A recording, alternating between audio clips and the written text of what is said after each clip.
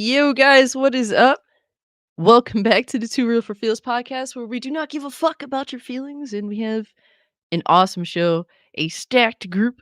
If Ozzknot plans to show sometime this year, but what's good, everyone? We gotta introduce everybody. First off, we'll start off with the guests. We got the homie making a return. We have two individuals making a return. We got my boy Mugen Lord. What's good with you, Doc?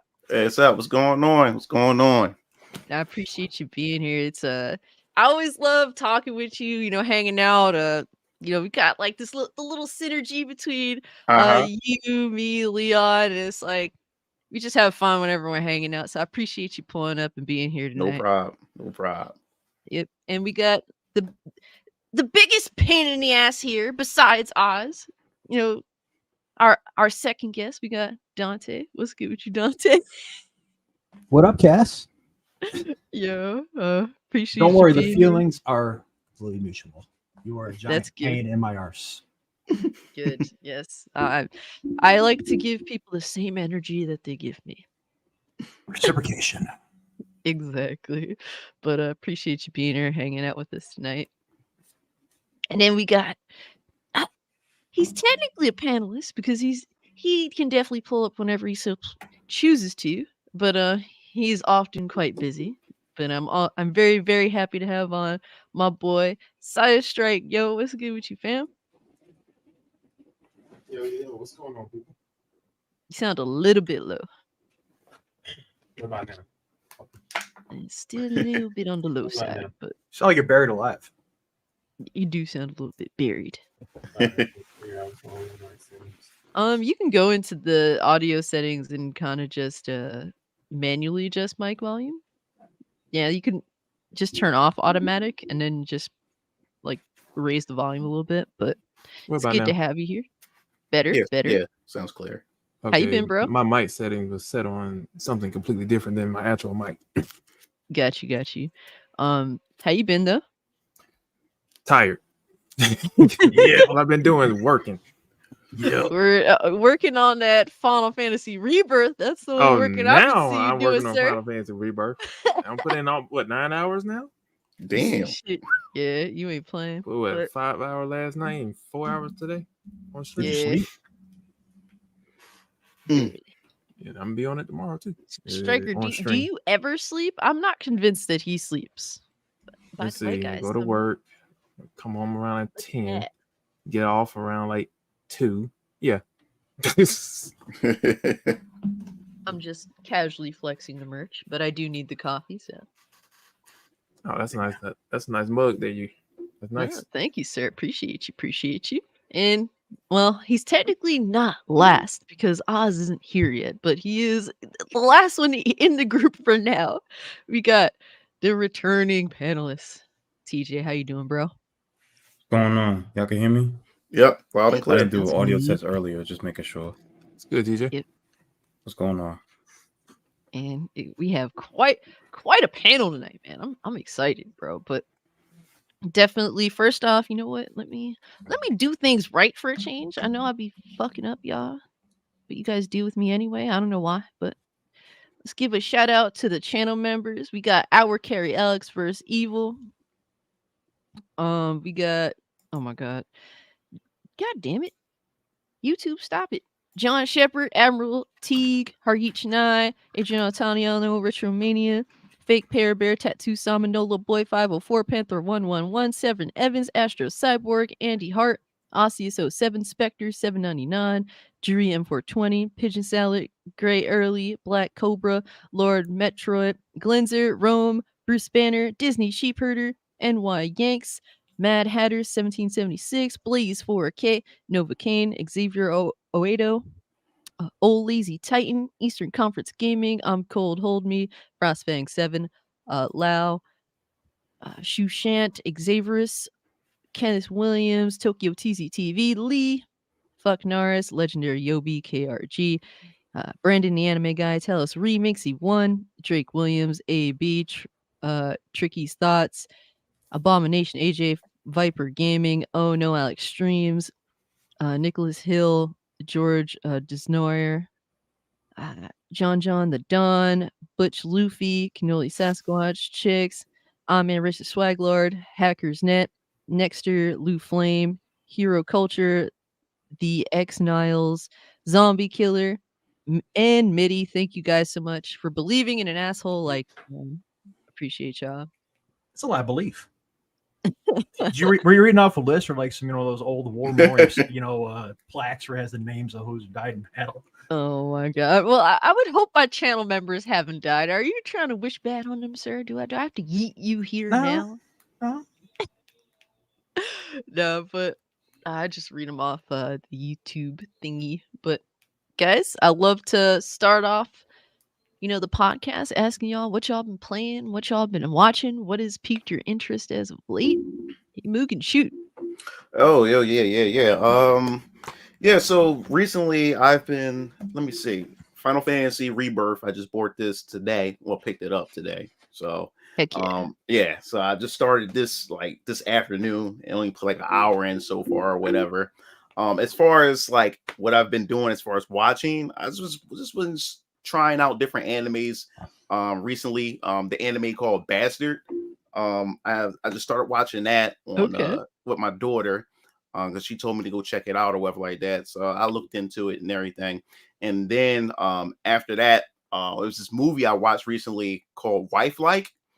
It's pretty much about you can get guys are buying like synthetic, like android women to be their wives, and they're trying to free them and stuff like that. There's a war going on. It's kind of weird, sci-fi or whatever. And that's all I've been doing, and working on my comic book, of course, is in development, and I'll be launching my campaign in September. So you'll be expecting a teaser around the summertime to get everybody prepped for the campaign presentation for September. So I've you'll been patiently waiting. Yeah, so that's about it. Definitely, and bro, when you got that going, definitely, give us the details, pull up, bro. Would love to, get to know even more about your comic book. I know it's been something you've been working on for a while, and you got a lot of shit going on, and how you managed to juggle it, is it's an inspiration to a lot of people. And if they don't know, they're gonna know. Yeah, because I'm definitely waiting to see, how your comic book pops off, bro. Yeah, thanks. Yep. Dante, what you been playing? What you been watching? What's piqued your interest as of late, good sir? Well, I have been watching nothing new, right? Well, anime. I'm finally caught up to the third season of Rising the Shield Hero. Get back on that, because that second season, I fell off of it. It was boring me to tears. People keep it on me. No, stick with it. It gets better after that arc. Finally made it past that, second season. It got a little better at the end, thankfully. Finally catch back up with Jujutsu Kaisen. Just finished up the second season of Vinland Saga. A little bit slower in the first season, but still dug it. Good series. Otherwise, I actually got back into watching live action shows. I started on the show Twin Peaks, the David Lynch series from back in the 90s. Slow burn oddball shows. But yeah, I just gotta stick with it if you're into that kind of shit. But playing nothing really. One reason because I just finally got my PC up and working yesterday. But mostly because I gotta lay off all the other shit to playing and watching, because I gotta write stuff, gotta read stuff, beat down my craft. I also write fiction, trying to write this short story I'm supposed to be submitting to a publisher for their fall anthology. Got a little side hustle with some place called Bounty in the Comics. Y'all ever heard of it? Putting out stuff. Just did a review on American Psycho remake and gave my little opinion on that.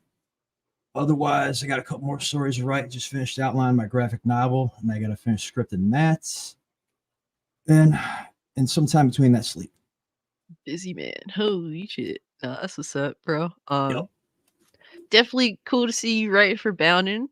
So the American Psycho remake article, that's your first article thus far, right? Yep. That's what's up, man. Yeah, definitely, bro. Good luck to you there.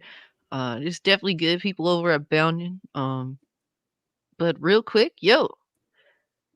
Cannoli Sasquatch, thank you so much for being a member for 8 months of the Cult of Cage, baby. Appreciate you as always. And you got my boy Blaze pulling up, bro, dropping 5 gifted membership, bro. Totally didn't have to. Thank you so much. And with that, We got Hypnotic joining the membership crew. Benjamin joining the membership crew. Philip Morgan, Lady Foxfire, God Emperor Sofa King. Welcome, guys. Welcome to the membership, bro. And then we got, Disney Sheepherder also dropping 5. Y'all totally didn't have to. Thank you so much, Disney Sheepherder, for the 5 gifted memberships. We got Silent Joker, Demolisher 44, Light Shadow, and Good All One Bed joining the membership crew. Oh, and the Sly Crow as well. Welcome, guys. Yeah, definitely use them Ziggy emotes. Love to see it. Love to see it in the chat. But appreciate you guys for the love. It means a lot. And welcome new members, man. Oh my god. Hypnotic's here to watch me burn the world. That's what he wants. I appreciate you pulling up, Hypnotic. But TJ, what you been playing? What you been watching? What's piqued your interest, good sir? I haven't been watching much of anything. I'm on the 4th disc of The Legend of Dragoon, so I'm nearly done with that. Dang. After that, I'll make my way to Hi-Fi Rush. As far as TV shows, I did watch the Vince Staples show on Netflix, so I do remember that. It's a very short series, like 4 episodes or 5 episodes, something like that. But it was cool. And in terms of anime, I haven't been. Solo Leveling didn't have a new episode this past weekend, so I skipped that. So I haven't watched anything else. But that's pretty much it. Okay, bro, that's what's up. Yo, Striker, what you been playing? What you been watching? What's piqued your interest, sir?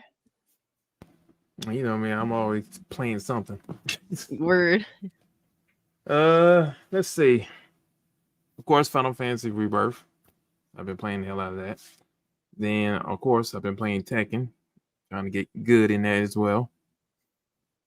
Going on my 3rd character now. Trying to master that. Okay. Let's see. What else I got going on here?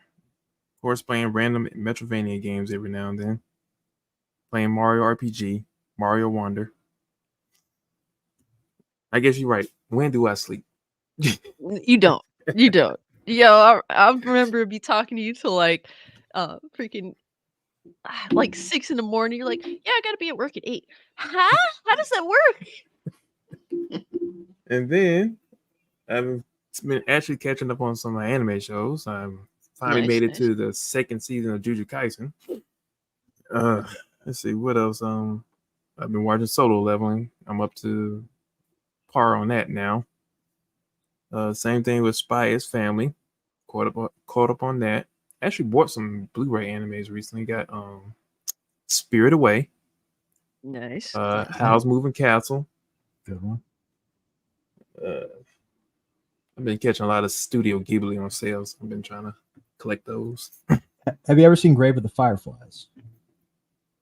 Who? Grave of the Fireflies is a Studio Ghibli movie. I've heard of that, but I haven't seen it yet. It's a good movie, but it's depressing as hell. Just Usually kind of have that vibe. Yeah. No, I hear you. Neo's asking continuity versus continuity. Toby's Spider-Man universe versus the Spectacular Spider-Man universe. I watched Spectacular Spider-Man. How did that go on for more than 1 season? I can't remember. I think 2 seasons. 2 seasons. I don't know if I caught the 2nd season. I know I have the 1st season on DVD. I caught like a while back though. I like Spectacular Spider-Man for what it was, but I mean, I also like Tobey's Spider-Man movies. I can't stand that 3rd movie. I don't care what anyone says. Some people are just like, it's actually not that bad, and it's like, I guess in comparison to some other dog shit out here, but like, bro, I can't watch it. It's so cringe. It was cringy as hell when I watched it in the theater. Unfortunately, it was cringy as hell when I would catch it on TV. I'm pretty sure if I watched it now, it'd still say it's cringy as hell. I can't.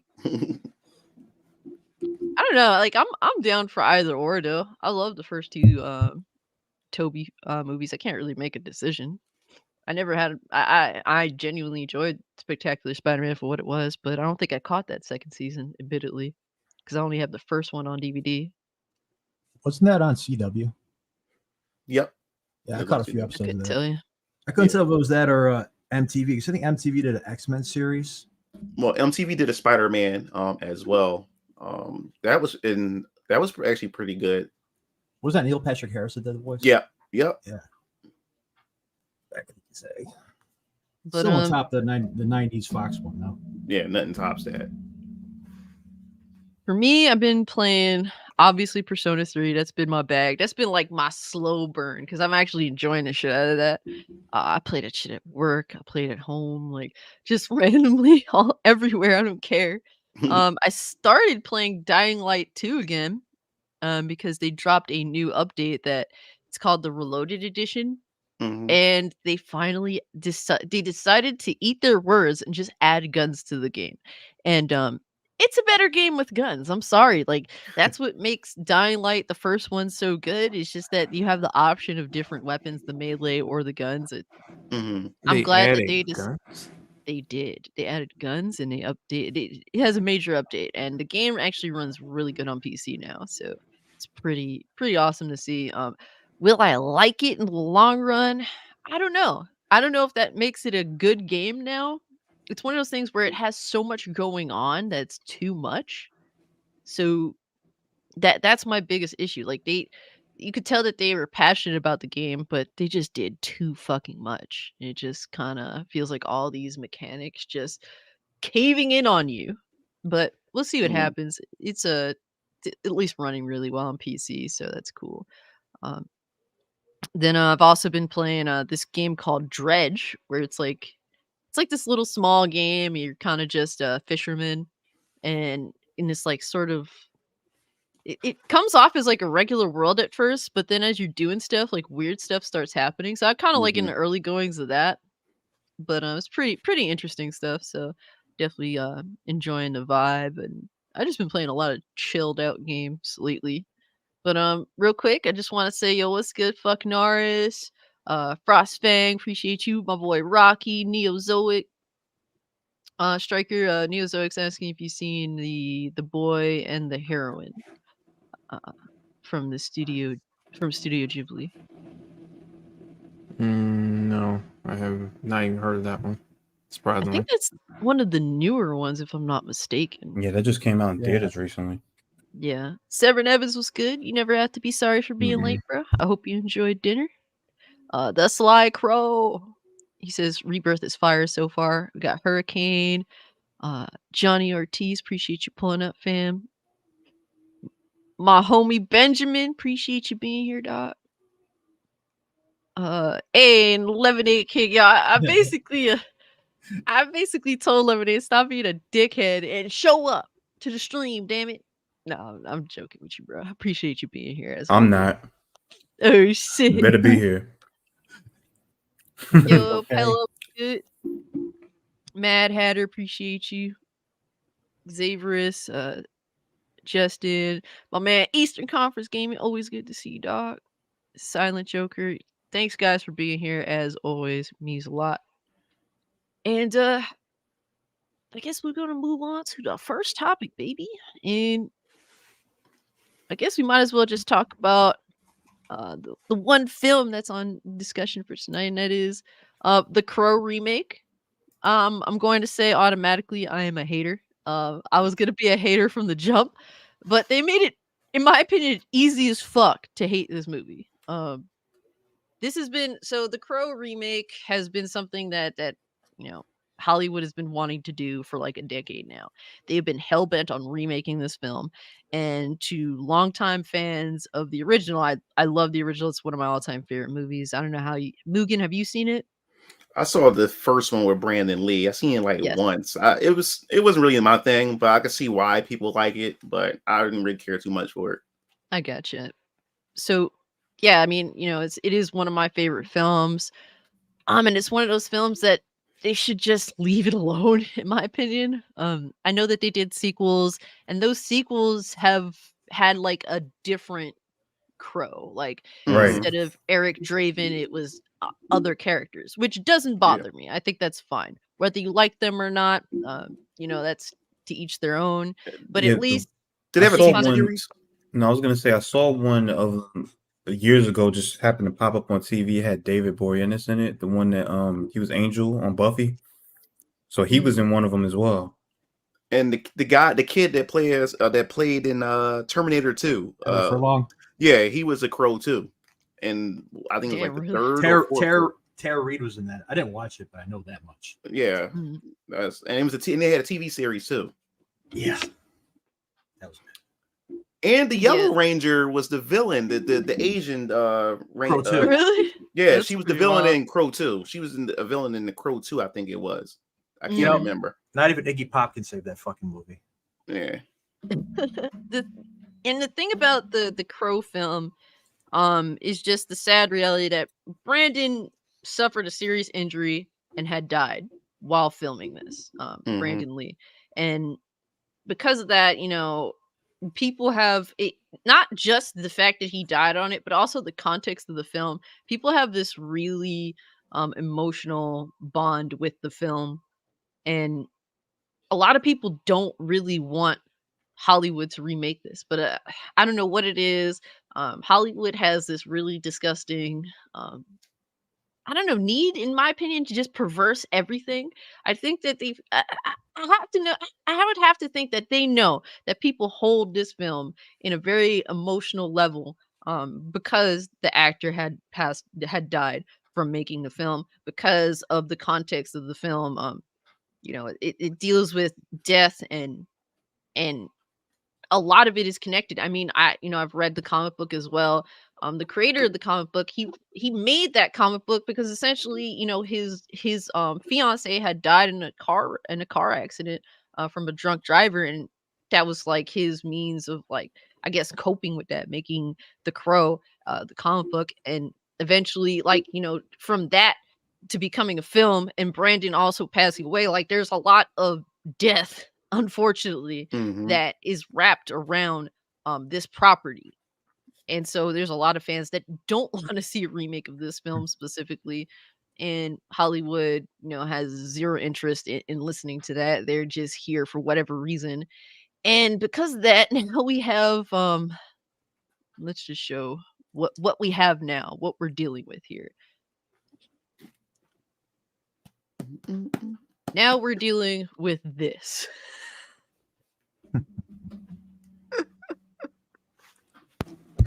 You know, yes. So he basically did the Jared Leno. Gotcha.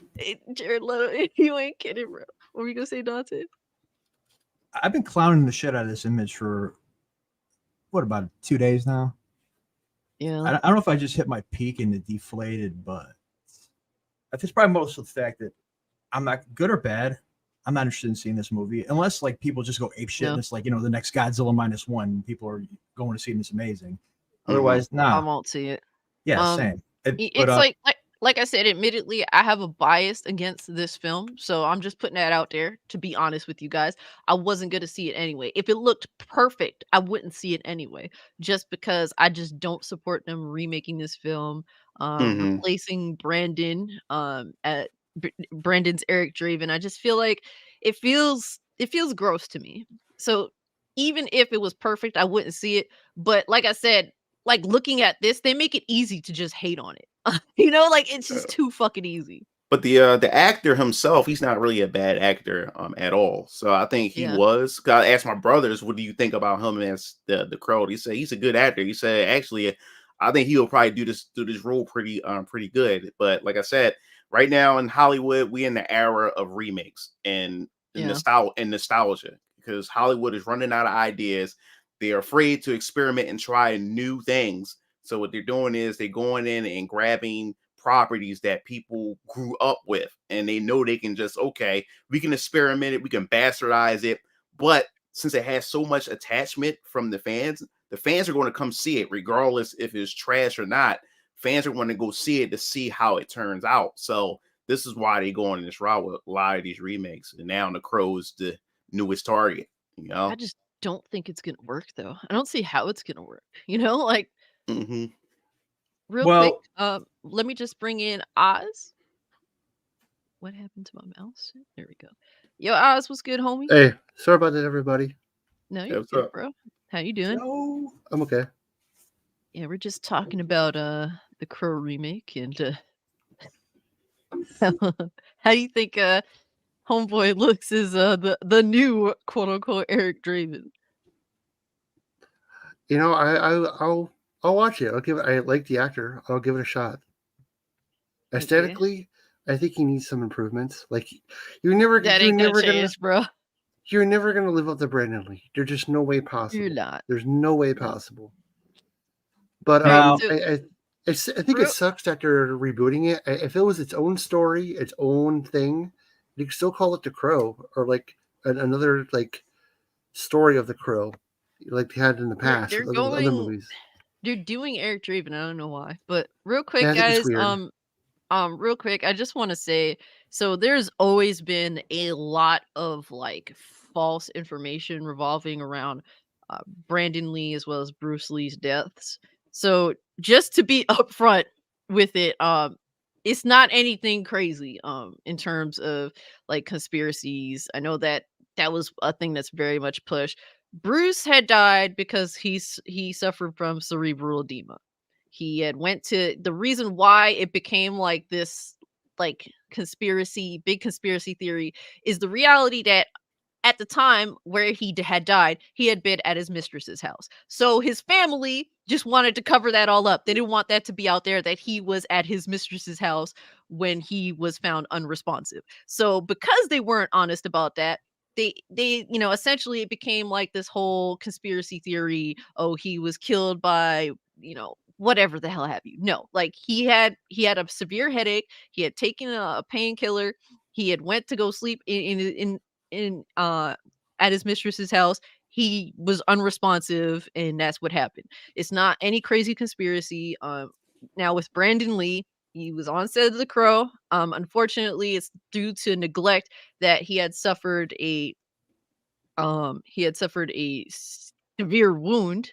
Basically, they did not clean the prop guns properly if at all on set, and that led to a projectile being lodged in the prop gun that was being shot at him, and unfortunately caught an artery and he bled to death. So it's not anything crazy. There's no conspiracies there. I know that it's always been an extremely popular thing to run with these conspiracy theories around their deaths, and to an extent I get it. Like when you're not honest about what things that happen, that honest and upfront, then yeah, people are gonna run with crazy narratives. The tabloids are gonna be out there. So there's been a lot of fake news or whatever have you surrounding both Bruce and Brandon Lee, but it is what it is. It's more like explainable than all these crazy theories surrounding them. But I think it's kind of funny how they show this picture.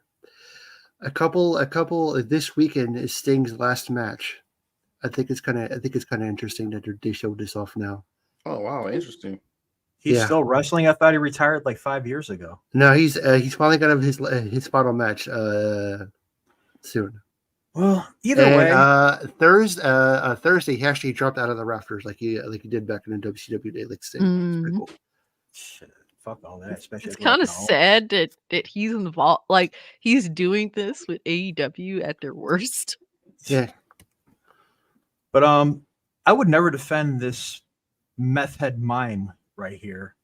But to be fair, the Crow comics, I've read several of them, and it actually rebooted about 3 times from when it was originally published. I know it was on IDW and Image at one point, but it went through different looks.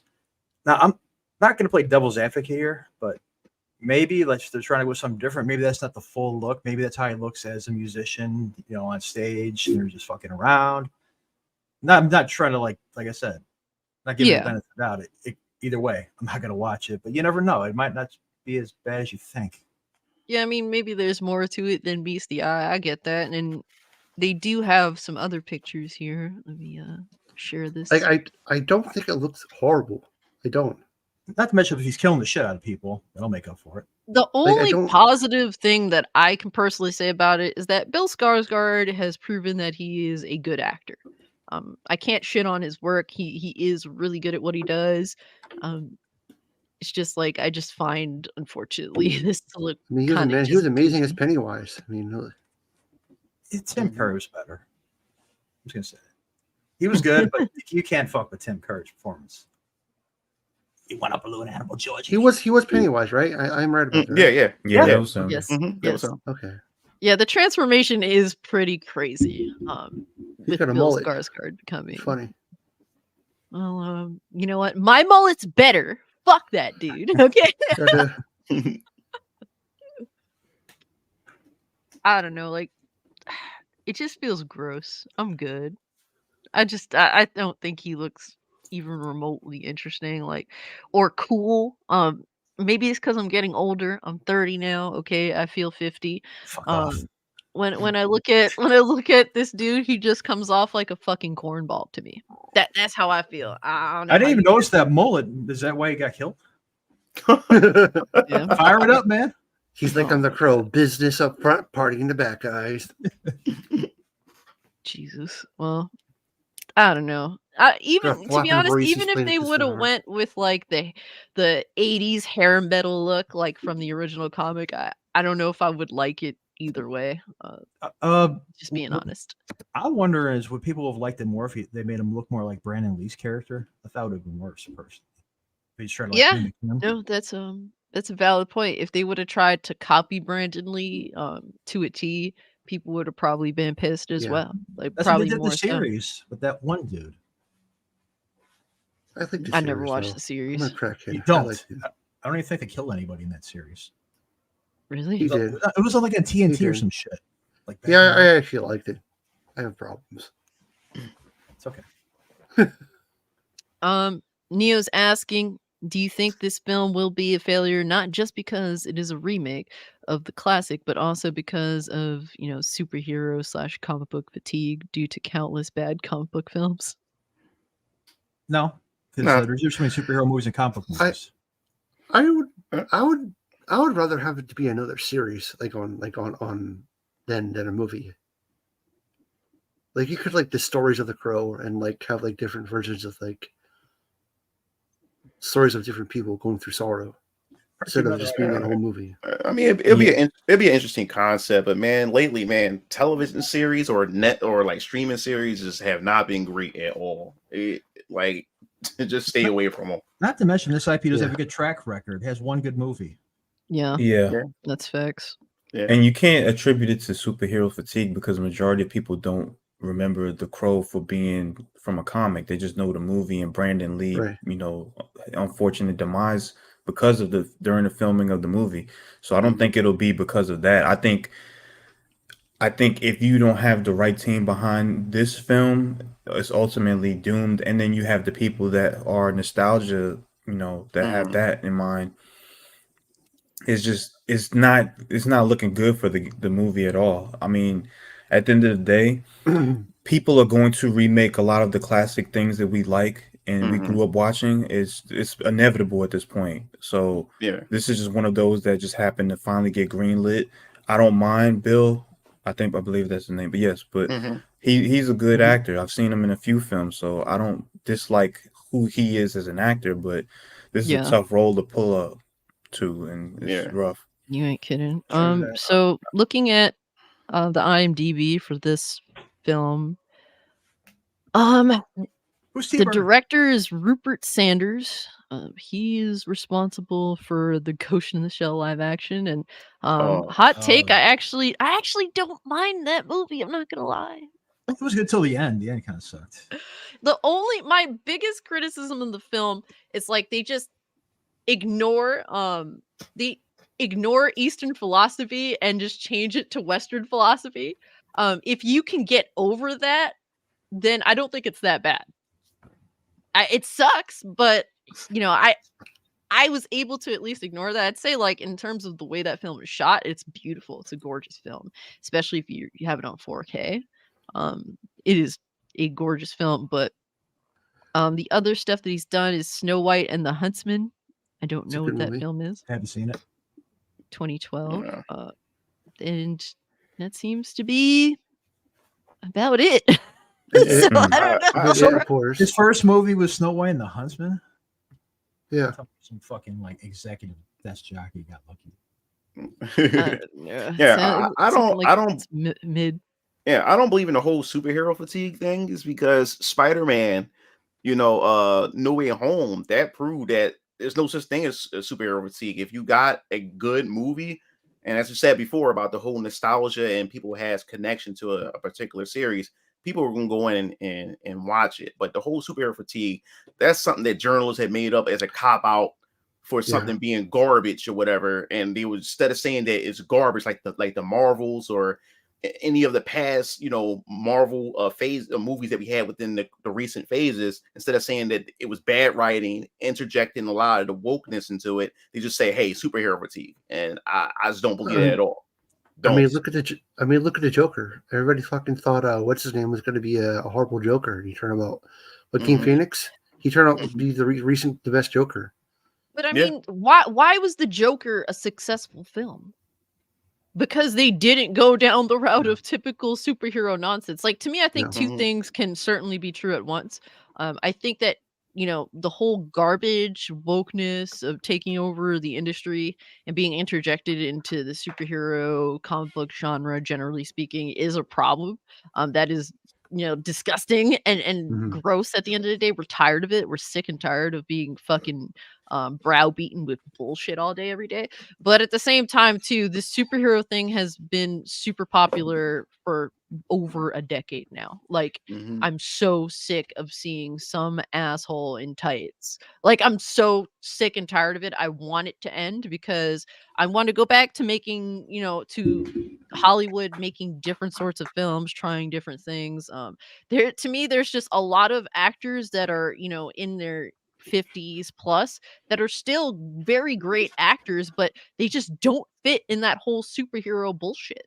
And they're getting old. Like, can we go back to like real dramas? Can we go back to real films again? Like, not CGI vomit, not superhero nonsense, so that we can have some good potential performances from some of these actors that still have something to give, but they just don't fit in the whole, superhero shit. That's why I'm kind of excited for the new Beetlejuice movie, because when Michael Keaton came to Tim Burton, he told him that I'll do the movie, but we need to do less as possible CGI as possible, or he wouldn't do it. And Tim Burton's like, okay. See, that's definitely a good thing. I'm not really interested in the Beetlejuice 2, because maybe a morbid curiosity, no pun intended.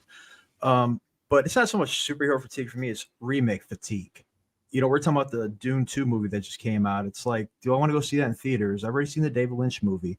I've seen the Sci-Fi Channel miniseries. I've read the novel by Frank Herbert. Nah, I'll wait for streaming. I know what the fuck happens. Stuff like that. They're just shattering the bones of these horses they've kicked dead long ago. Yeah. How many Crow movies? You got a Crow series. Now you're doing this shit. I'd rather just see a different IP. There's so many comic books out there, great ones that can be made in the series. They're fucking ignoring just to keep yanking at the nostalgia balls. Yeah. But superhero, like I said, you got superhero movies, you got comic book movies. There's actually people out there that didn't know Sin City was that comic. That was like some avant-garde shit. But nostalgia works though, because look at the hype of the new Ghostbusters movie that's getting. I didn't care. It's not a superhero movie, but it is a hero movie. It's getting a lot of fucking hype right now. I Just like the Godzilla movie. Godzilla. I don't know if you want to call him a fucking superhero. He's a monster, but it's getting a lot. It's still getting a lot of hype. He's definitely not a superhero in -1. Yeah, no, for sure. The thing is, Godzilla has always consistently had a presence in motion picture film, from his inception. So, like, that's nothing new. We've always had Godzilla films at some point or another, every decade. So, like, that to me is normal. I welcome James it because I Bond. expect it. Yeah, same thing with James Bond as well. But real quick, shout out to Hindsight with Hustle. Thank you so much for the 2, bro. He says, "What's up, y'all? Hope all is well, bro. I hope all is well with you. We definitely need to catch up. It's been a minute since I talked to you, Hustle. So definitely, hope you're doing well. And I need to talk to you, man. Catch up on all the shit. Appreciate you, dog." And we got Hero Culture. Thank you so much for the 5, bro. He says, "If Nintendo wanted to win against YUZU, then they would not be suing them in America." Yo, he's speaking facts. Wait, but that's another topic that we're gonna get into tonight. But appreciate you, appreciate your input, and appreciate you with the super chat. But it's just that they keep they keep just going back to the past, digging up old stuff that is elite in my opinion. Dante just wrote an article about how they're about to remake American Psycho. Yeah, Mm. I'm about to do the same shit over the Dead Zone that was announced. It never ends, bro. What's It's like the Dead Zone? Again, a I've never movie, seen that. and they also did a series on it in the USA Network with Anthony Michael Hall. Dead And Zone. here we go again. Oh yeah, I remember that show. That's how you know I things are don't fucked. remember it. That kids nowadays, Yeah, my brother watched the show. kids nowadays are into retro shit. That's how bad things are. yeah, it is kind of wild when you really think about it. Like kids our are nostalgia really... is their nostalgia now. That's what they're inheriting instead of getting their own. I mean, it's Yeah. just the same with music too. I mean, it's nostalgic artists that these people always go back towards. It's they're staples in culture, man. They're never gonna go away. Mm-hmm. But who the hell can they possibly get for American Psycho, bro? There's no one in who- Hollywood No I can idea. think of right now that can pull that role off. No I idea. Mr. think Mullet it's- here. Oh my god. Yeah, I can't see anybody right now that is active and good that could pull that off. Yeah, They we gotta don't. be young. Yeah, because today's actors are not like the actors I grew up with. You know what I'm saying? Like Yeah. Al Pacino and Van Damme, Arnold Schwarzenegger, and Mel Gibson. We don't have any of those. Today. For this generation at Yeah, all. but you cast them for American Psycho though. So Who? yeah, I don't know who. Does he have to be young? They'll end up casting like Tom Holland to play the fucking role. Like that's How? Of course they would. Like, how Yeah. He does look like in he'd be a American killer, Psycho? too. Does he have to be young? I mean, he has Well, to be Baden's like a 20-something guy, so yeah. Yeah. He has to have that semblance of looking perfect, ideally. Masculine. yeah, definitely masculine. Yeah, What about Ben Affleck? He's too way too old. old. too old. Yeah. Yeah, no, might as well bring back Christian Bale at that point. Yeah, you're Yeah. not kidding. Which I wouldn't be against. I'd rather see a sequel, him still alive, still killing. That'd be I interesting. don't know, that would kind of I Yeah. feel like that would ruin it, you know? Well, as opposed to what we're getting, yeah, would I rather see him with the fuck alone? I mean, I just hope it ends up in development hell forever. That's my Yes. hope for most of these things. I mean, they're still planning to do a Scarface remake. Like, What? yeah, that's Nah, still in the dude, you works. can't fucking do that. There is an Enter the Dragon remake that's been a thing for a while. There's been no update No, on I've it, never but heard of they're willing to go to any lengths. Hollywood is fucking desperate. They're disgusting. Listen, it kind of worked with Willy Wonka. Stop it. This No. new Willy Wonka is not bad. I'm just saying Okay, like bro. this. If there was- Anytime you You can't good, come brother? up with nothing new, it's just resort back to the past and find something that worked. Right. If there be one remake that I would sign off of, it'd be Tales from the Crypt. Like, bring that series back. If they do it right, put it super unrated like they can do now on HBO or whatever, I'm on it. Otherwise, fuck you, next. Come original. Like Hollywood has a hard time doing like horror and it not being like comedic. Like I don't Yeah. know. Like everything horror just has that undertone of comedy to it. You got to go overseas for that shit. Sometimes it's overtones, like that Yeah. 2018 Predator movie. Like that movie was basically a comedy featuring predators. Sometimes, Yeah. like That that's shit all it horrible. was. Last one I watched is the one with Adrian. You mean Brody, a and I Native was down for American that one? shit. The one he was No, that fucking- one I like. That's the Oh, one I that like that one. Robert was okay. Rodriguez directed. Yeah, that's pretty good. I mean, Predator versus the Alien, the second one, right? Yeah, that's the one where Adrian what's his name? Adrian Brody, he gets dropped off on a planet and it's like with people and they Yeah. realize like there's predators and then you see the hierarchy of the predators on this planet. Like That I one thought that cool. was I like cool. that. That was You know cool. what? I always liked Predator too. People always shit on it. Yeah, I like It's a Predator. Oh, yeah, solid Donald Glover sequel. was hilarious in that. You Yeah, kidding I me? like the Predator too. I was surprised to hear that people didn't like it. I grew up on I both like the it. Predators, but I love Predator too. You know what though? I actually I like the second one a little bit more. heard there was a rumor that originally Mel Gibson was supposed to play the Danny Glover character. As much as I like Danny Glover in that movie, oh, that shit never was heard of wild that. with Mel Gibson. I'm trying to Oh, remember. wow. That I'm is glad he kinda went with Danny wild. Glover because it's better. I know he was good, but I'm saying He was no, awesome. Mel Gibson was took it a whole other level of crazy. I've been Yeah, running from sure his did. ass. Yo, real quick, shout out to Black Cobra. Thanks so much for being a member for 6 months of the Cult of Cage, baby. Appreciate you, dog. And Black Cobra also dropped a 2. So thank you so much for that. He says, I think Nicolas Cage can pull off American Psycho. Oh yeah, hell yeah, Hell yeah. hell yeah. Nicolas Cage. Yeah. What are Ryan Reynolds? Ryan Reynolds is also too old. Yeah, can we think of anybody younger? We're can't. thinking There about isn't people who could have anybody. played him back in 2000. There when this isn't movie came anybody. out. That's the thing. There is nobody. This is what you got. This is what we are indeed Cody Rhodes. stuck with, man. Oh my god. Who? With his fucking lisp. Jesus. Who? Cody Rhodes? Do it. I can't get over that dude's lisp. I'm sorry. But yeah, guys, remakes galore, remakes upon remakes. And guess what? The gaming industry has followed suit with remakes from the film industry. It's crazy that the greatest form of entertainment, being video games, keeps copying Hollywood. I find a huge issue with that personally, but I mean, technically, that's just how life is too. I mean, everything just eventually falls suits and just loops around. Yep. Even styles, even trends, even fashions. but Culture. it's one of those things where there's always been like remakes that have been a thing forever, admittedly, 100%.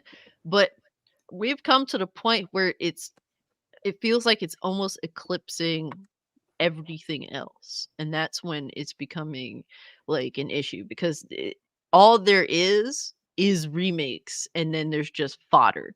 Like nothing else matters. Like, everything else is garbage.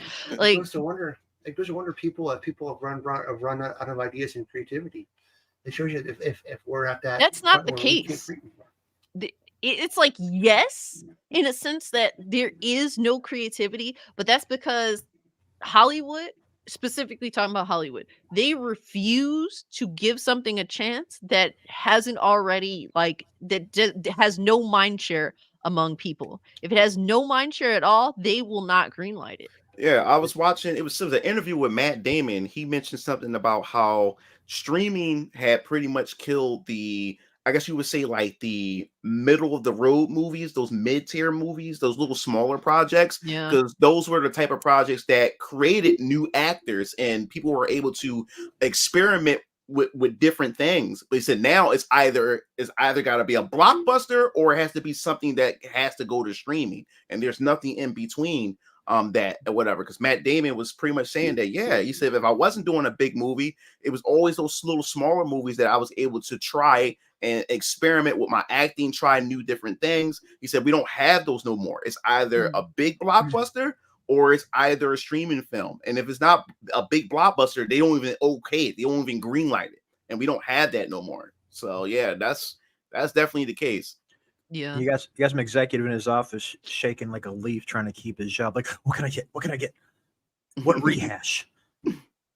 Yeah, it's almost comedic at this point, Like, to me, like, if I don't think of it as a joke, it just annoyed the shit out of me. And to be honest with you, when I saw The Crow, and I saw how Bill Skarsgård looked, I'm just like, it did annoy me. Now it's just like, it's just goofy as fuck. But it's a hard pill to swallow.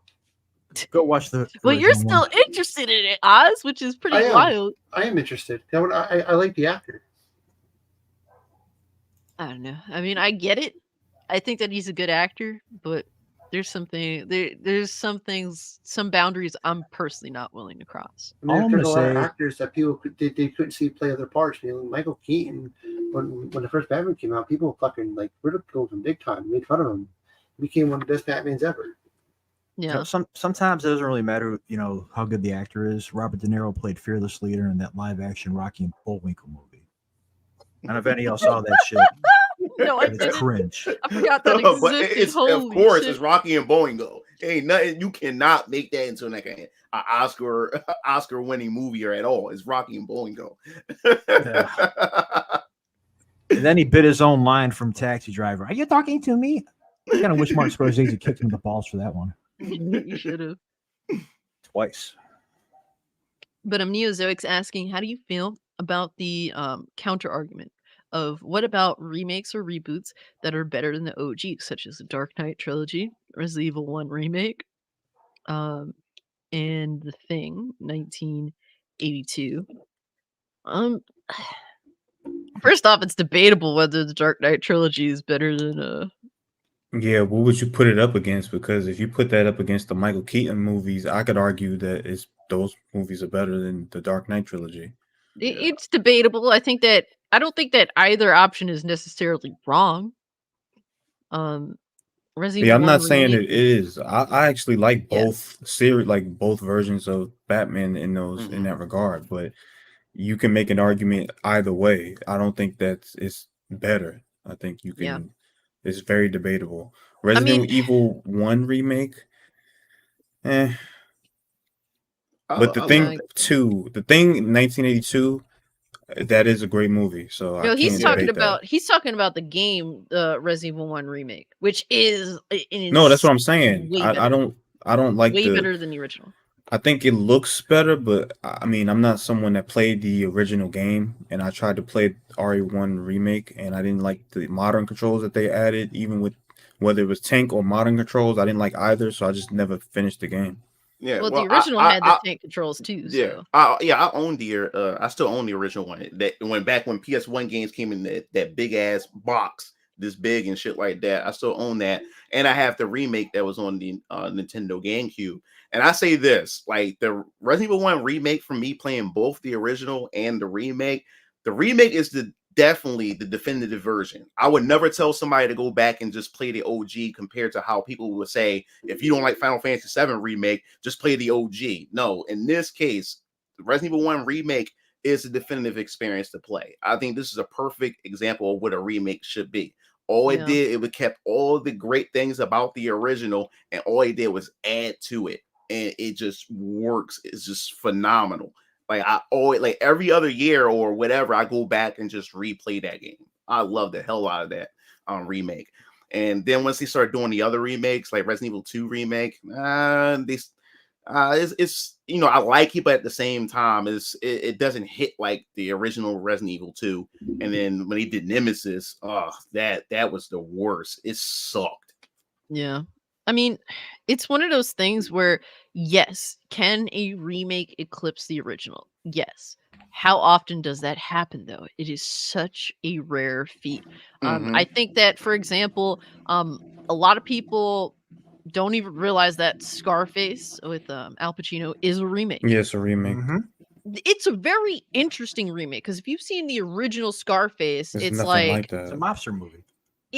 it's nothing like that at face value, but it still has the core aspects of the story. It's just that it happens to be, the main character is Cuban instead of, I believe, Italian, and it's different culture, but it's still a very similar movie in the basis of the story.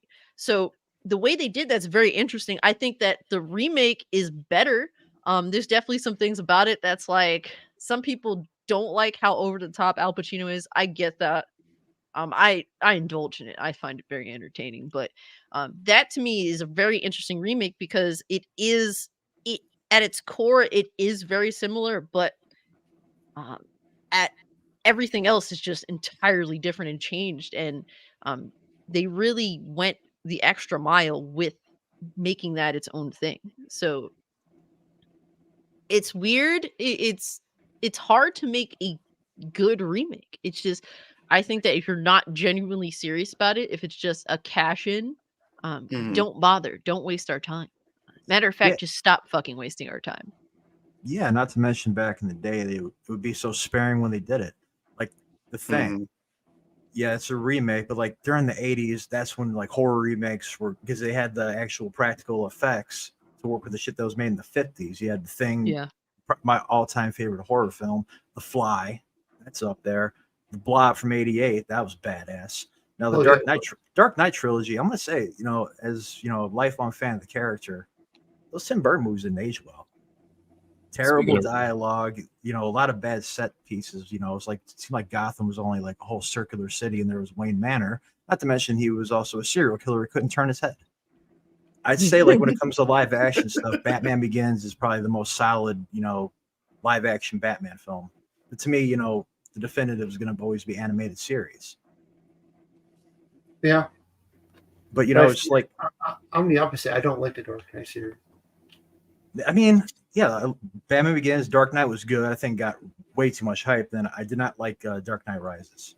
I didn't like Dark Knight Rises either. I actually didn't like. I didn't like the one with the Joker at all. I don't like that Joker. Also biased too because they shot at my backyard. Dang. No, I feel you.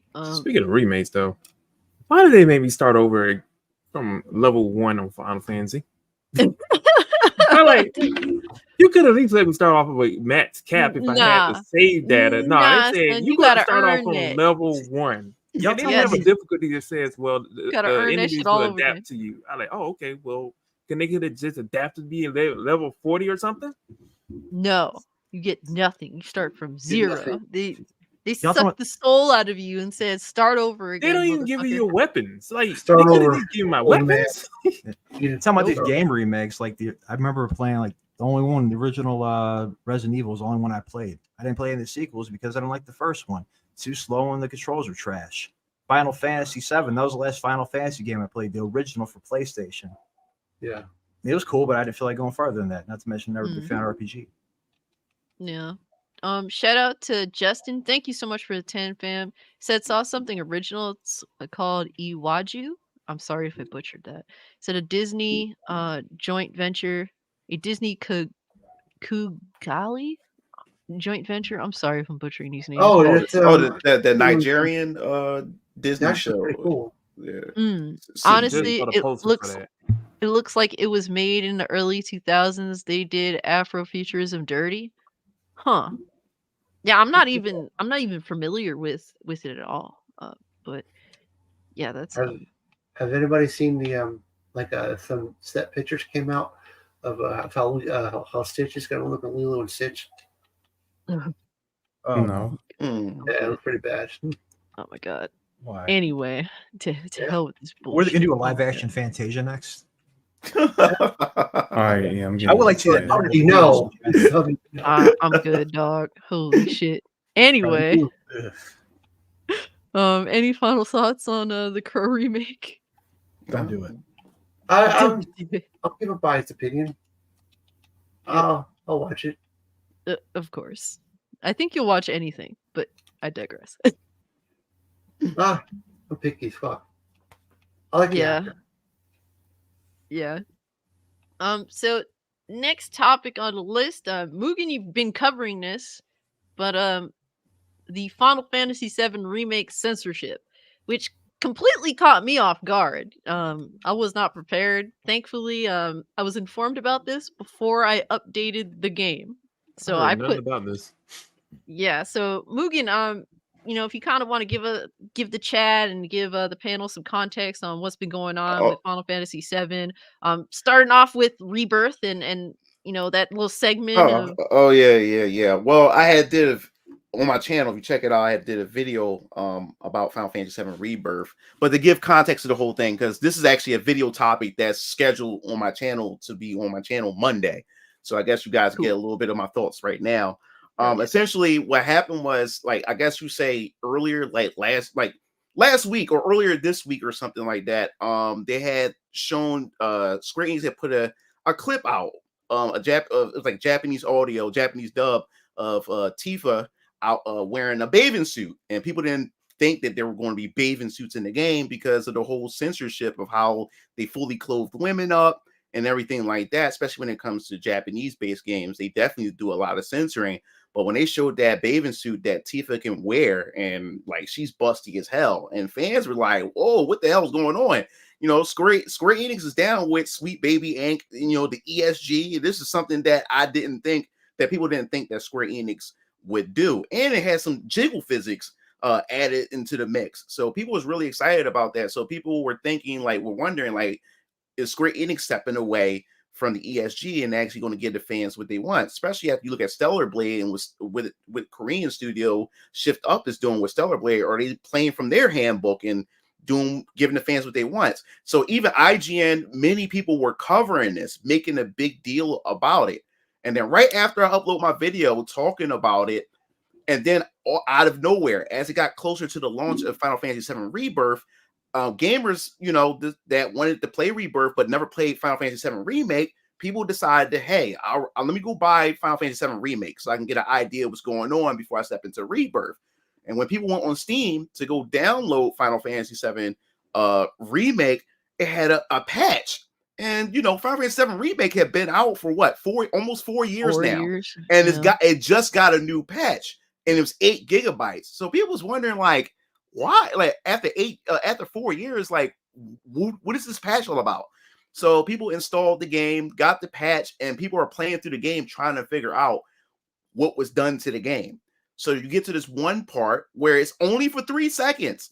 There's a flashback that Cloud have of Nibelheim. Nibelheim is where Cloud and Tifa lived at when they were younger or whatever. And we call it the Nibelheim Massacre, when Sephiroth had slaughtered everybody. And within the flashback, there was a segment where Tifa, she's wearing a cowgirl outfit, and her father was slaughtered by Sephiroth. And you see her crying over top of her father's body or whatever. And that was a flashback that Cloud had, and it only flashed for 3 seconds. So what happened was, what the patch did was, it pretty much put a black top over her cleavage, so you can't see her cleavage or whatever. And it doesn't make any sense. After 4 years, that was never a thing, but now you go back to it and put it there and cover her cleavage. Now, the thing is, which I found disingenuous, because now you have everybody in the comment section pretty much saying that, well, I think, what's the problem? I mean, she is 15 years old. She's underage. And I'm like, what the hell that has to do with anything? The problem is that a company can go back and censor something that already released years ago. So if you bought the product and you bought it one way, and then you go back to your game, and then they can retroactively actively go in and change your game. That's the same thing that happened with Skullgirls. Yep. Once they kicked the CEO of the company out, newer people came in, and then this is after the whole George Floyd situation or whatever like that, where they had they decided they wanted to go in and change a lot of things that like symbols, like symbols, and girls with panty shots and Skullgirls. Well, what they did was they went back into the game. People bought the collector's edition of Skullgirls, the digital version, and it was uncensored. But once the new leadership came in, they censored. They censored all the girls. They took out some of the imagery that they had. So people would log into their game that they had bought, which was a collector's edition, and found all their shit censored. So that's where the problem comes in at. So they censored Tifa. They end up putting a black top on her and everything like that. So the thing is, a lot of journalists picked up on it, started talking about it. And then you look at some of the journalists saying and pretty much saying that, Tifa is underage, so I think it is inappropriate. I'm saying, wait a minute, why would Square Enix put that outfit in there to begin with, just knowing that it is somehow inappropriate? And then now it wasn't an issue then because no one talked about it 4 years ago. So now all of a sudden it's a big issue now. So people were saying, well, they want to keep it in sync with the outfit in Final Fantasy VII Crisis Core Reunion, which is the game that's about Zack. They remastered it, and the cowgirl outfit had the black top in that one. So these people were saying that they wanted to keep that consistent with that. And I said, that's stupid. And my biggest gripe is that, okay, she's 15 years old, but cleavage is cleavage. There's nothing sexual about cleavage unless the individual themselves look at a female in a sexual way. Like, women are going to have cleavage, no matter if they're 15 or 50 years old. That's not the what's issue. Crazy. You see how 15-year-olds be dressing nowadays? And then I showed my daughter. Yeah, I showed my daughter the cowgirl outfit, and my daughter will be 15 next month. And she said, that's cute. And I wouldn't even mind my daughter wearing it, because you see the outfit, there's nothing sexual about it. But the fact is that you have to put that over top of it, it shows where your mind is at, because you shouldn't be looking at a girl. You shouldn't be looking at a 15-year-old girl that way anyway. It's just cleavage. There's nothing sexual about it unless you make it sexual as the individual, So that's where the big gripe is at with the whole situation. And it has everybody on both ends of the culture war talking about it. People are saying, hey, this is a hill that you shouldn't die on. And now people trying to call you a pedo because you want to see a 15-year-old, cleavage. And that's not what we're arguing. It's just that these developers can go in your game that you bought years ago and then change it and censor it. That's what the argument is. The main issue. Like, it is wild to me that this is a thing. And honestly, like in regards to Skullgirl specifically, I feel like there should be a lawsuit. Like, there's definitely a false advertising there. The fact that you can go in and change the art years later when you know what to expect. Yeah, when you know what to expect from the product, it is wild.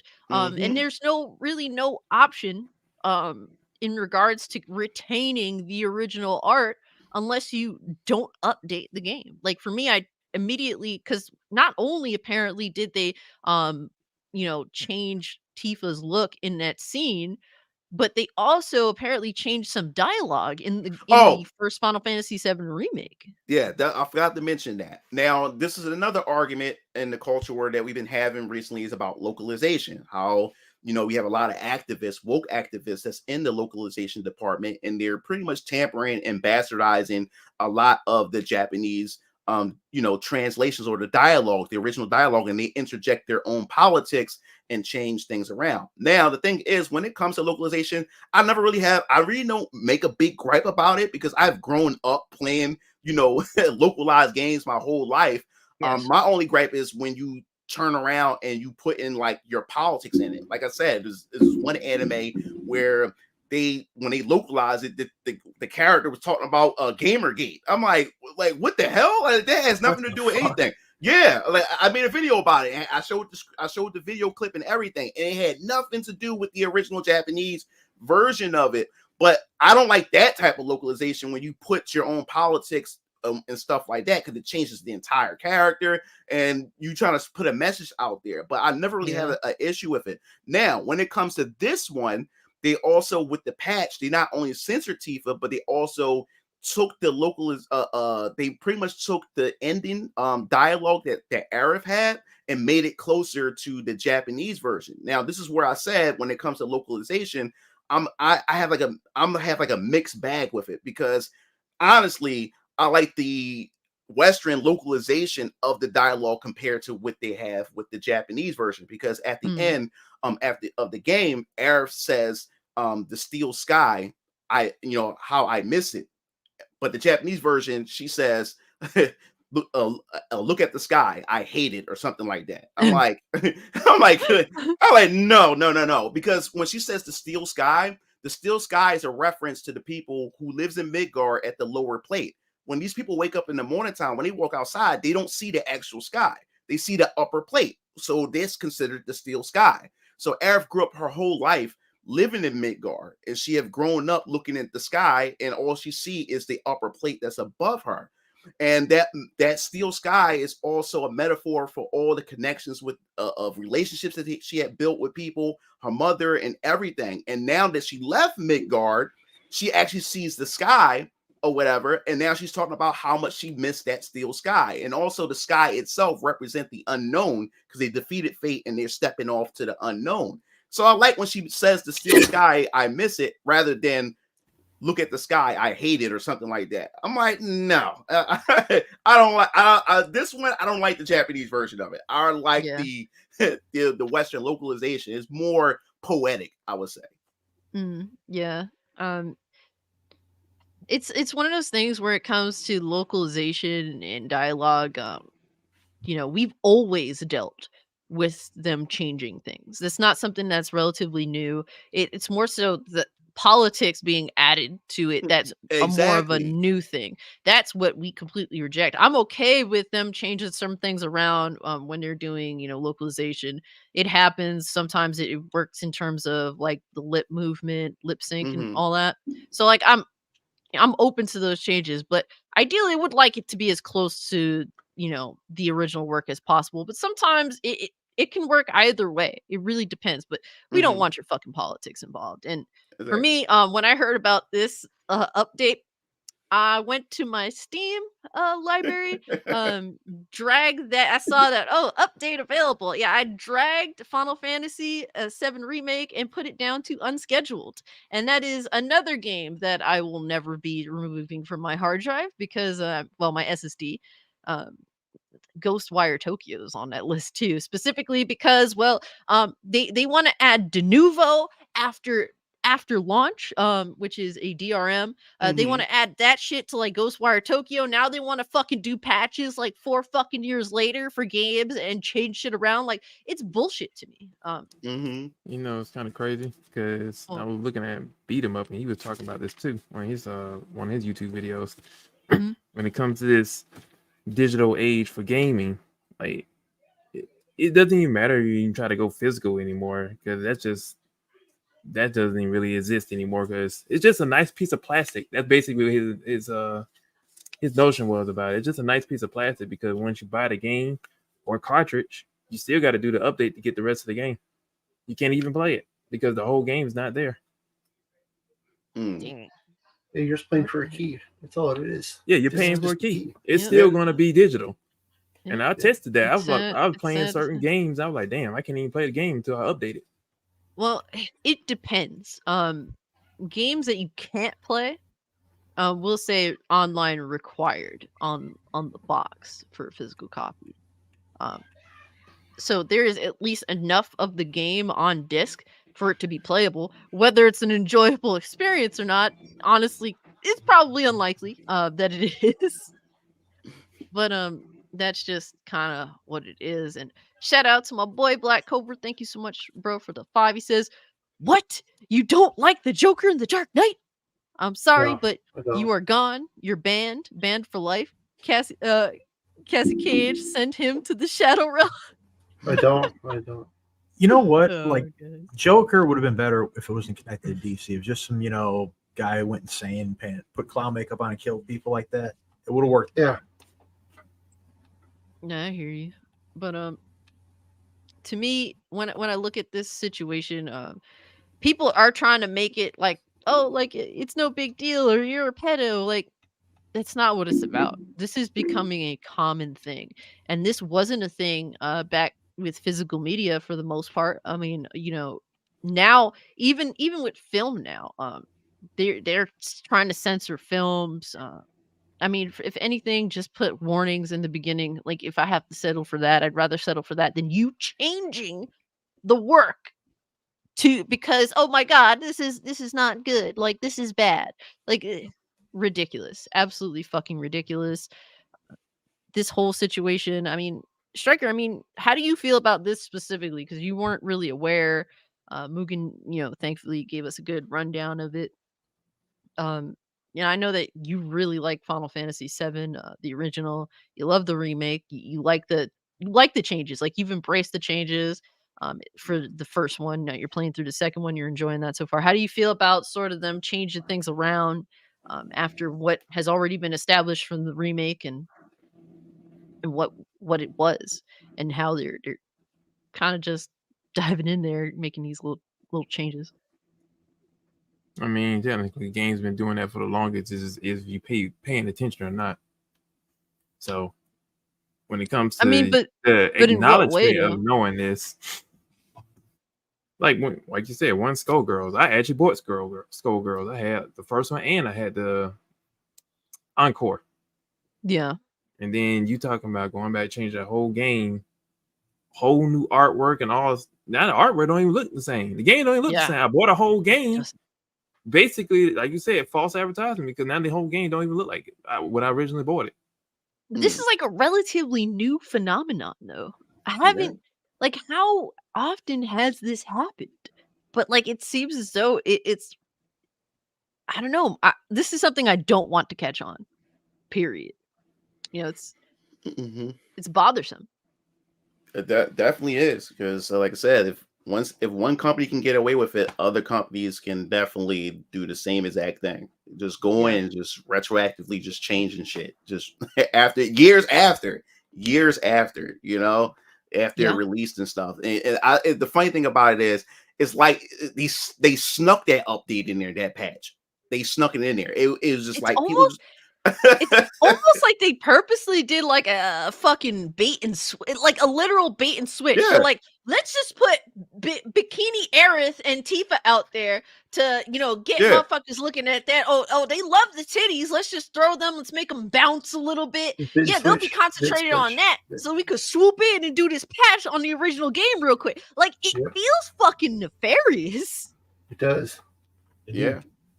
And then Square Enix on their website was apparently trying to hide their ESG page, at least the American version, like of their website. Well, I have covered on my channel where they had removed one of the employees, localizers or whatever like that.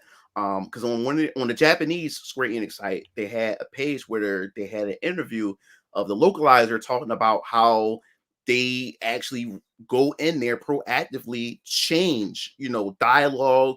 And he was proud of censoring shit, talking about, how is his duty and his team's job to go in there and, change things and stuff. And the way the guy was talking is like, he has like a God complex. And that's what it is. It's kind of like a Discord moderator, that you give them this power and they don't know how they start cutting the fuck up and start acting up and shit like that. They don't know how to handle the power. So when I read the interview and he said that, he pretty much said that, he says, our job to make sure that these changes, that the end user doesn't notice these changes or whatever. And he said, when they don't notice these changes and they have a great experience, that means we've done a good job.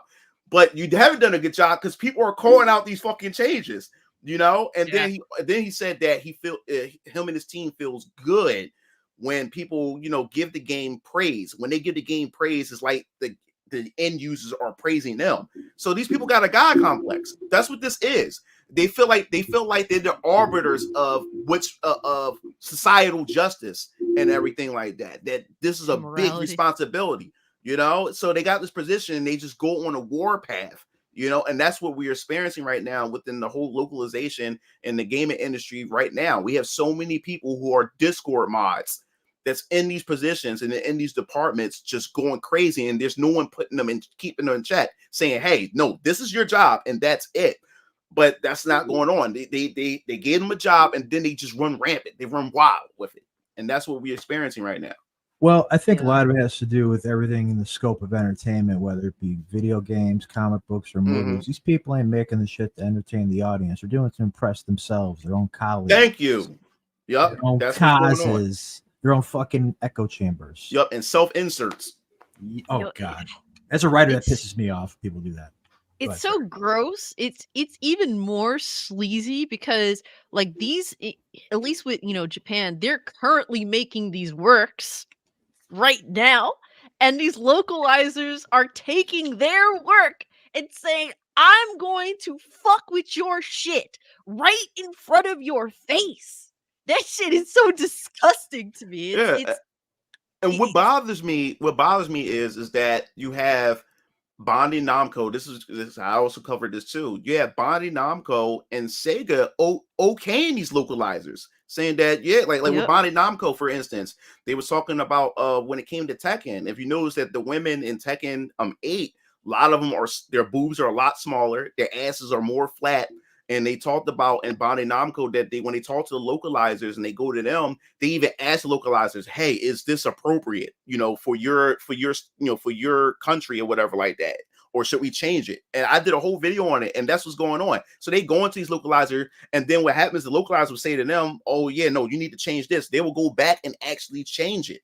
They're listening to these localizers. Sega is doing the same thing. Bandai Namco and Sega are like the main ones that's doing this. Yeah, they are caving, man, to these people that they have no interest in understanding the audience. How are they meeting them? Who's introducing these fucking people to them? They're hired. They're hired. Yeah. They're hired now, but this is what's going on right now. University problem. Yeah, now this is what's going on right now. Especially what's going on in the manga industry. The manga industry is looking into AI localization. They starting to get AI to do the translation and localizing, and and then the localizers are getting scared. They feeling really like threatened right now. And the thing is, a lot of these Japanese manga companies and publishers, they're using piracy as an excuse to go to AI, because they're saying that, you know, we want to try to stop a lot of piracy with the manga, because what happens is the Japanese manga would release first, and then you would have fan translations come out and everything. So they want to try to beat that. So in order to beat that, they try to do a simultaneous release of both English and Japanese. And the only way, or the fastest way to do that, is use AI tools. And that's what's going on right now. So I believe if it ends up like working really, really well for the manga industry, the gaming industry may even go that route, especially in the East. They start using AI instead of relying on these. Just do not let anybody from the West program that shit. Nobody. I don't care who they are. Let them fucking do it. Please. I mean, you know, and it's like a double-edged sword. It's like, obviously I would rather people have these jobs than AI have the jobs, but they're fucking horrible. So fuck it. I'd rather the AI take over. Sorry, not sorry. Just you don't want to, you have no interest in doing your job correctly. So therefore, get the fuck out. Yeah. We don't want you. Like, you're not wanted because of your ignorance, your narcissism. This is narcissistic fucking behavior. This stuff isn't for you. It's for us. And we're not happy with the way that you're trying to mess with our entertainment. And so, hey man, I bring on the AI at this point. Fuck it. You know what's weird? It's almost like these, I don't know, conspiracy, right? It's almost like they're like doing this on purpose just to make AI look good. It is. I mean, but the thing is, AI look friendly. And they're doing it. Yeah, I mean, like, I didn't think about that. Making it look good. They really are. Like, oh, hey, we need Hollywood to fuck up because we need to be AI more. The thing is, their jobs are on the line, though. You know, like they're putting their jobs on the line because they are replaceable, especially when you ain't doing shit right. You think that would kill that guy complex a little bit now? Like, wait a minute, this game's not selling, this thing's failing. I should probably stop acting like a jagoff and do this shit right. But hey, narcissists, they're going narcissists. I mean, the thing is, they're doing this to really popular franchises. So, you know, even with, for example, I really like Persona 3, but localization has changed some things about the you know, my version of the game. It's unfortunate. I'm willing to deal with it because, you know, it is what it is. But a lot of us are willing to deal with it, but it's not ideal. Like, I want a more close to the original version as possible, and not for you to change things because, oh man, like you know, our social politics in America, like that's not why I buy a Japanese game, motherfucker. Like, straight up. You know, like, a good story transcends time. You don't need it to reflect modern time. Well, history always repeats itself. But yo, real quick, shout out to my boy Amin Richard Swag Lord. Happy birthday to you, bro. Hope you're doing well. You know, hope you're enjoying. His birthday happens to coincide with his most anticipated game being Final Fantasy VII Rebirth. So hope you're enjoying that, homie. Hope you're having a good birthday. But yeah, I mean, shit. Any final thoughts on this whole situation, this censorship and just changing shit up? I just hope this shit stops soon. I believe not. Yeah, it's such a point of contention, and it's constant. It's so consistent. Like they're gonna have to give in, man. They're gonna have to. I'd hope, you know. But it's such. I'm glad that there's such stern pushback. Nobody gives a fuck what you're calling us. Like, at the end of the day, we just. Yeah, that's the only way to beat this, is not giving a fuck. More people have to stop giving a fuck what people's going to label them as. And that's the thing. That's why I get people resonate with my content, because it's like, dude, like, Mugler, you just don't give a fuck. You just say whatever, because I don't give a fuck. We need more people that's not going to give a fuck, because that's how you kill the argument. That's how you just stop these people. You know, like, you're racist. Okay, I am. You sexist. Okay, I am. You know, just say, okay, I am. Just shut it down. That's how you shut them down, and don't back down. And we have to do that all across the board. Hey, like Morgan Freeman said it too. The people question if there should be a Black History Month. He's like, no, I don't want it. They're like, really? He's like, no, I don't want it. I don't need no bone from no white man. in an interview that he was with, he goes, you're white, right? He goes, no, I'm Jewish. He's like, you want a Jewish month? He's like, no, it's okay then. I saw that. I saw that video. Yep, I saw that. Pandering is fake as fuck at the end of the day. It's These annoying. people, It's annoying. these people contribute nothing to helping anybody at the end of the day. They want to think that they are. They want to convince themselves that they're doing something good. But you fucking dickhead localizers, you do nothing of value for society. You are a waste of fucking oxygen, if anything. They want to think that, oh man, this is for the betterment of something. Who the fuck are you helping? Why don't you go pick up some trash, you fat lazy fuck, or something? Yeah, Why don't you actually go volunteer if you want to feel like you're helping somebody? Because you're not fucking helping anybody, you fat dumb motherfuckers. No, they're helping AI. That's what they're doing. Yeah, the fact that they think this is the most important thing in the world is a testament to their privilege. Yeah, they all got the same look. They fat, out of shape. They got the Kool-Aid color hair, and they got the soy lattes. Like that's all they have. It is. That's all it is. That's facts, man. Yeah, their soy lattes, their $1,200 laptop with "Smash Capitalism" sticker on it. Yeah, bash the fash. Somewhere the ghost of Darwin is laughing. I ain't kidding. But moving on to the next topic. Nintendo ninjas are out here, bro. They're out here heavy. They're going after the YUZU emulator. Damn. Hey, they're right too. Damn. But this is another topic that's like people are concentrating on the little thing about it, but I think that a lot of people aren't seeing the grand scheme of it all, and basically to just get into the topic, let me bring this up for y'all.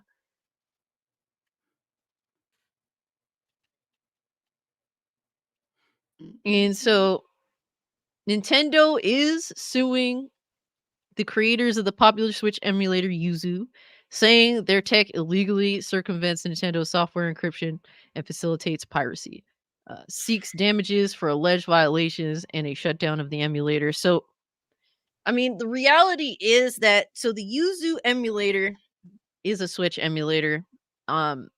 It's pretty interesting how it works. There's a few Switch emulators, so we're going after one. And one of the big reasonings is they were just like, basically over 1 million fucking PC gamers, they said were downloading Tears of the Kingdom, right? Tears of the Kingdom before it even launched. Hell, they're doing that with Mario RPG and fucking Wonder. My question is, why? Why Nintendo? Is it because of YUZU, or is it because, well, people on PC want to play the game?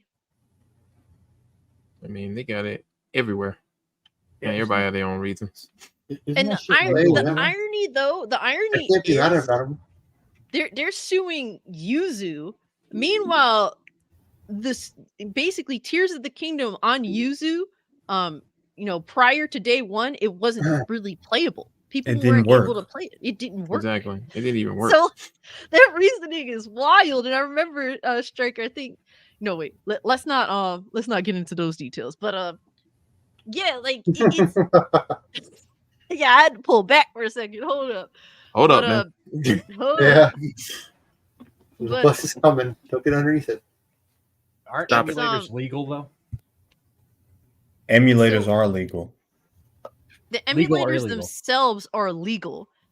It's the ROMs that are the ROMs aren't illegal. Yeah. Yes. Well, the way I see it, I'm not a lawyer, but Nintendo probably doesn't have a good case legal. They can still bury them in legal fees, so they cripple that company and set an example to the other ones. Yes, and it doesn't, like, at the end of the day, it just doesn't. That's the only thing they can do, and I feel as though this will just embolden the internet to double, triple, and quadruple down. Though they will. Someone will take the source code for YUZU, and then they'll continue. They'll build off of that and have a new emulator up for when the Switch 2 comes out. They'll avenge YUZU. Apparently, the source code is on GitHub. It's also a nice backdoor for the fucking the ghost can get in your computer. Don't they want to do that identification shit with, like, Facebook and stuff? I don't know, sure, but And it's weird because they're using like the stuff that they're citing for their legal document is stuff like fucking like people on like basically in forums talking about these emulation things, and it's like it has nothing to do with Yuzu themselves. They're not saying go illegally download No. these games. They're saying use your own shit, use your Yeah, own key. essentially what they're using like you said, forums, and they're using Reddit to Yeah. dictate that these people are doing that. But if you are in the Yuzu Discord, anytime someone comes in there and they say, "Hey, where can I get ROMs?" They say, "Look, either you get the Switch games from your Switch or leave." Like, that's literally how it goes. Those are the rules. If you don't have games directly coming from your Switch, or you're not purchasing them from the store, leave. You're asking us to provide you with illegal information, and we're not doing that. And if you continue to ask, we will ban you. That's how the rules go. So they don't encourage people getting ROMs illegally for them to use Yuzu. That's not how they operate in there. Yeah, that's how it is on Reddit. When people say, "Hey, can you tell me where I get some ROMs from?" They be like, "That's against the rules here. Right. Yeah. Go use Google." That's what they say. Yeah. Yeah, so, or what they'll do is, like, some of the mods, if someone says, "Where can I get let's say whatever, like Princess Peach Showtime," they'll say, "Where can I get that?" And then someone will post a link to nintendo.com/Princess Peach Showtime, and they'll say, "Get it from here." Like, they'll have the eShop website link. Like, so they're definitely not encouraging people to do this. And the fact that they're being held accountable for what people want to do illegally, this is essentially them being made an example of. That's literally all this is. Yeah. Yeah, but it's still breadcrumb. It's a breadcrumb. You're kind of want to follow that, you know. Like, okay, well, if they can do this, then why can't, you know? I don't know. I mean, but the thing is, it's like you have to, you know, establish what the reality of it all is. The reason why this is a thing is because people want to play these games and for them to actually look acceptable and play acceptable. To me, playing like I own quite a few Switch games. A lot of them, I don't want to play. A lot of them are stuck on this hardware and they play like dog shit. That's just the reality of it. Now, to me, I think the reason why Nintendo doesn't go to PC, because if Nintendo start putting games on PC, their consoles would not sell at all. No. They won't sell. If you think about it, when you look at PlayStation, you look at Microsoft. Microsoft has so many businesses besides gaming. Nintendo is really strictly a gaming business. All their IPs is their bread and butter. If they put their bread and butter on other platforms, such as the PC, I guarantee you, no one is buying a Switch. No one's going to buy a Here's Nintendo the console. thing, though. The reality is that these emulators have been multiple emulators have been available on PC, not just recently, for years. And still, the Switch has sold what, over 120 freaking million. You know, to me that doesn't make a difference. This exists, and despite that, the Nintendo Switch still has sold extremely well. It is Nintendo's fault that it's so retarded easy to have cracked a Switch. Yeah. Apparently, all you needed was, like, if you actually know the backstory of that, all you needed is like a pin, and that's how they ended up cracking the Switch, with a pin. It was a physical crack. So wow, yes, it is that ridiculous. So it's their fault that they made it easy. yeah, Either way, they're choosing to lose money. That's their option, because the Switch is a successful console, even despite these emulators having been available for a while and being very, very usable for a long time. They're just choosing to lose money. And to me, at the end of the day, for the sake of preservation purposes, I'm always going to side with this stuff. Nintendo is notorious for even going after, you know, emulators for basically platforms that they don't sell the games for anymore. They went after Dolphin emulator. yeah, that's stupid. Yeah, they want to go after everything, even if they're choosing not to sell the products that are being offered. And for me, I'd much rather buy than go to these other routes. I love to buy new games and old games and preserve games. That's a huge deal to me. It's not like I'm a cheap fuck that's like I just want to steal everything. No, that's not how I am. I want to go out of my way to buy all this stuff, but it's not available. You do not make it available. That is the huge issue that's being presented here. If they would have sold Tears of the Kingdom on PC, guess what? They would have had millions of sales, given how the interest level for PC gamers. But PC gamers don't want to go from their PC build to a fucking Nintendo Switch. You know? Come on, bro. Like, it's fucked up. It's fucked up out here. You gotta suffer, bro. Holy shit. But look at that though. That gives them more encouragement to even make more consoles now, because they know now that there's a want for that shit now more than ever, and they're gonna get PC peoples to they're gonna twist their wrist to get it. You know. Well, I mean, at the end of the day, PC dudes is not gonna do it. Yeah. Look, and I'm relative. They won't. They won't, especially with how easily available all this shit is, bro. If YUZU goes down, there's still others. There will still always be others. Yeah, and someone can create a brand new one. They can create a brand new emulator for the Switch that may operate in an identical fashion, and then they have to go through and deal with that too. Yep. And Ryujinx still hasn't been dealt with. Like, Ryujinx is completely scot-free in regards to this. And if you want to talk about like them talking about Tears of the Kingdom, YUZU obviously it didn't work, and you touched on this, but Ryujinx, it was playable. It was playable on Ryujinx, and that's a Switch emulator. YUZU had no means to play that game. Even in early access, you could not play Tears of the Kingdom. So how are you placing blame and using that as a means to define that YUZU is responsible for all of these downloads when they're not? Yeah. Just on that basis alone, this is a very questionable legal battle, let alone the evidence that they are providing. They're providing like tweets. They're providing Reddit shit. Like, I don't know, bro. Who knows? Nintendo, they're willing to do fuck shit to win.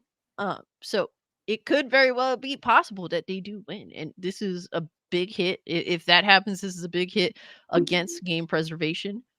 I've covered how bleak the concept of game preservation is among all these companies.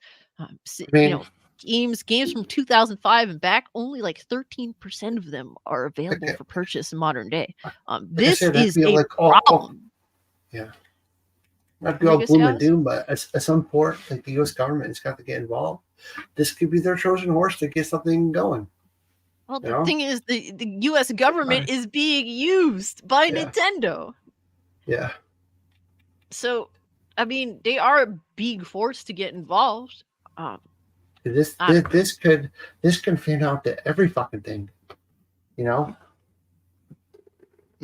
That would be so nasty if they rule in Nintendo's favor. Hey, that would fuck so they much won't rule stuff. in their favor. They're a fucking $1 trillion company, $1 billion company. Yeah, they're gonna rule in their favor. Well, Nintendo's been at this for a long time. They've only been relatively successful And they could say recently. They could implement something to where this never ever happens again. You all pay for it.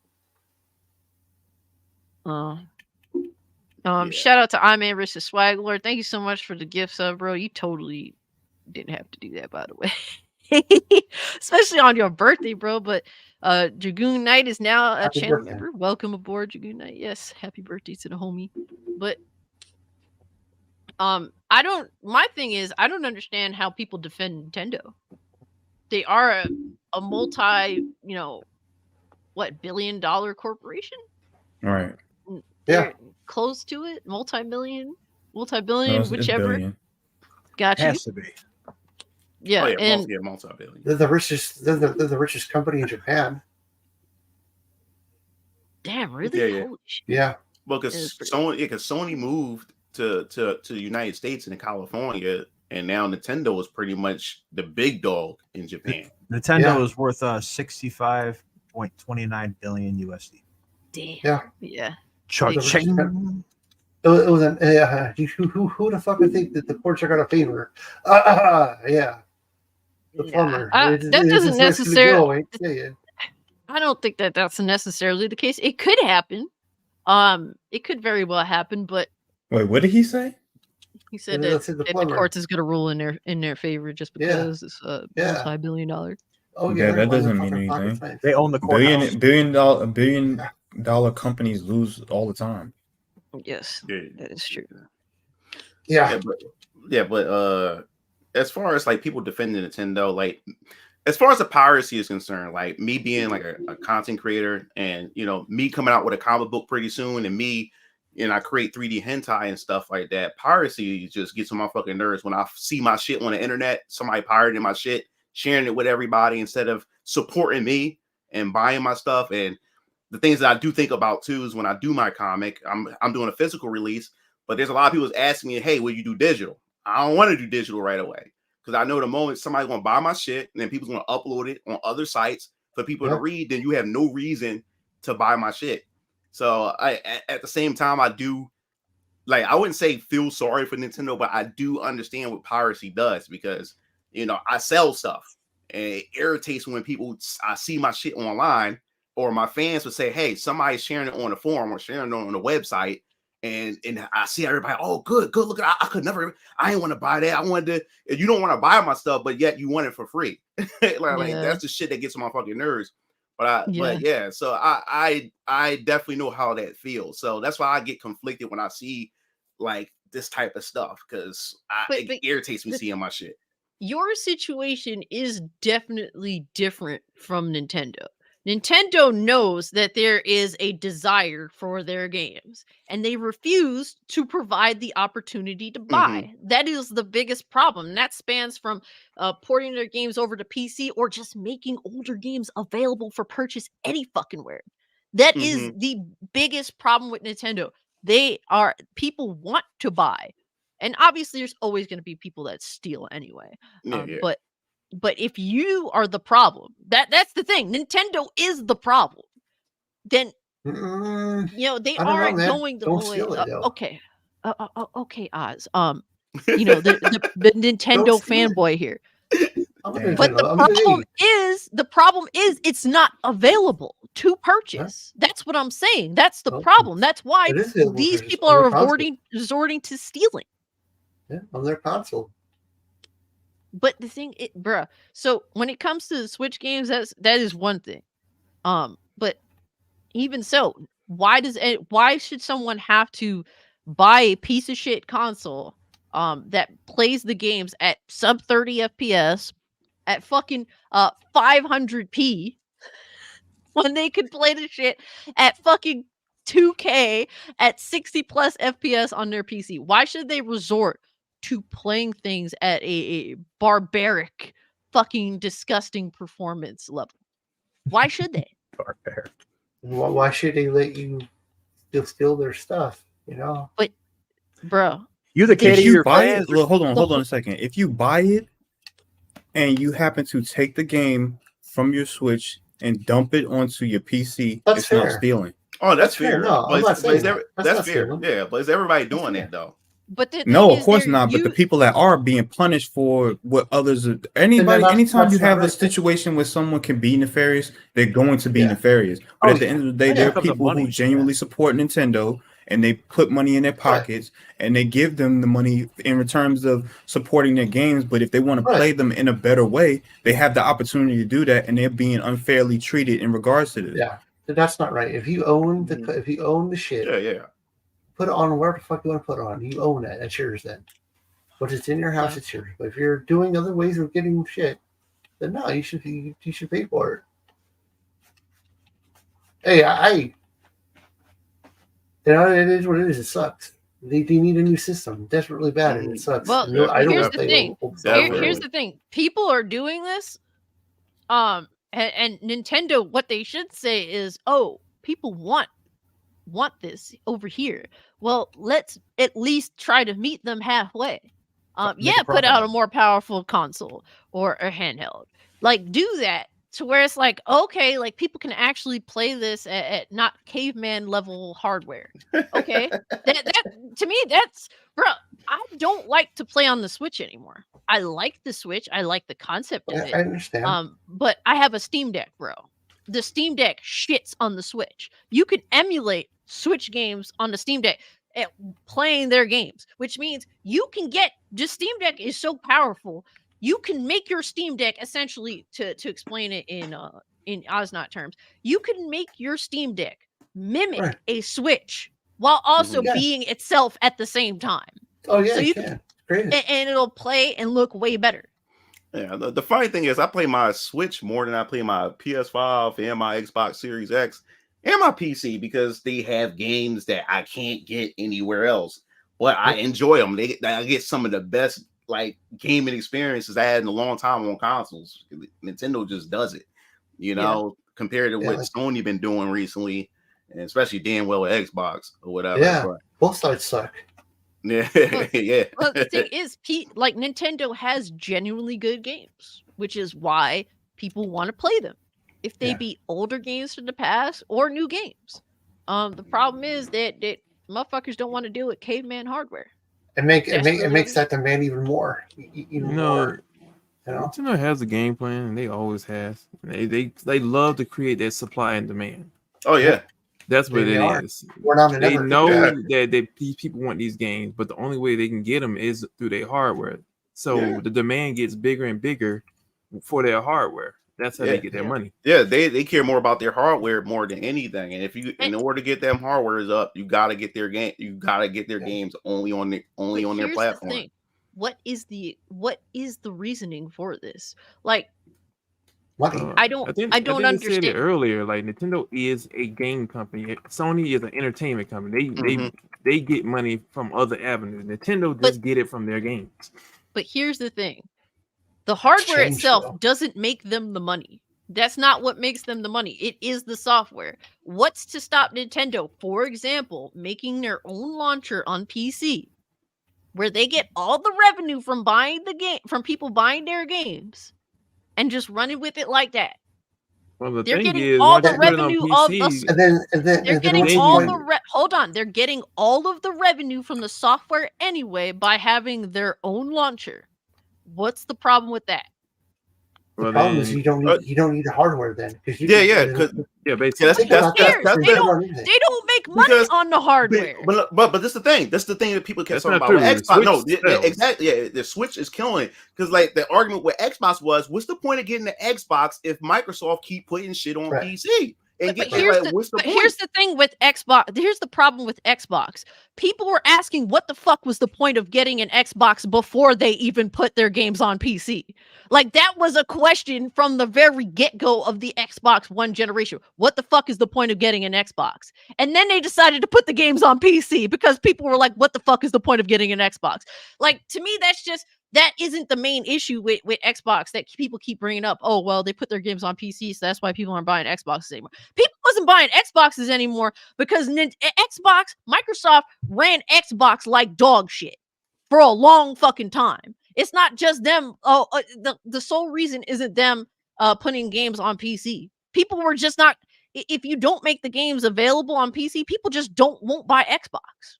And guess what? That's because of Xbox's own ignorance.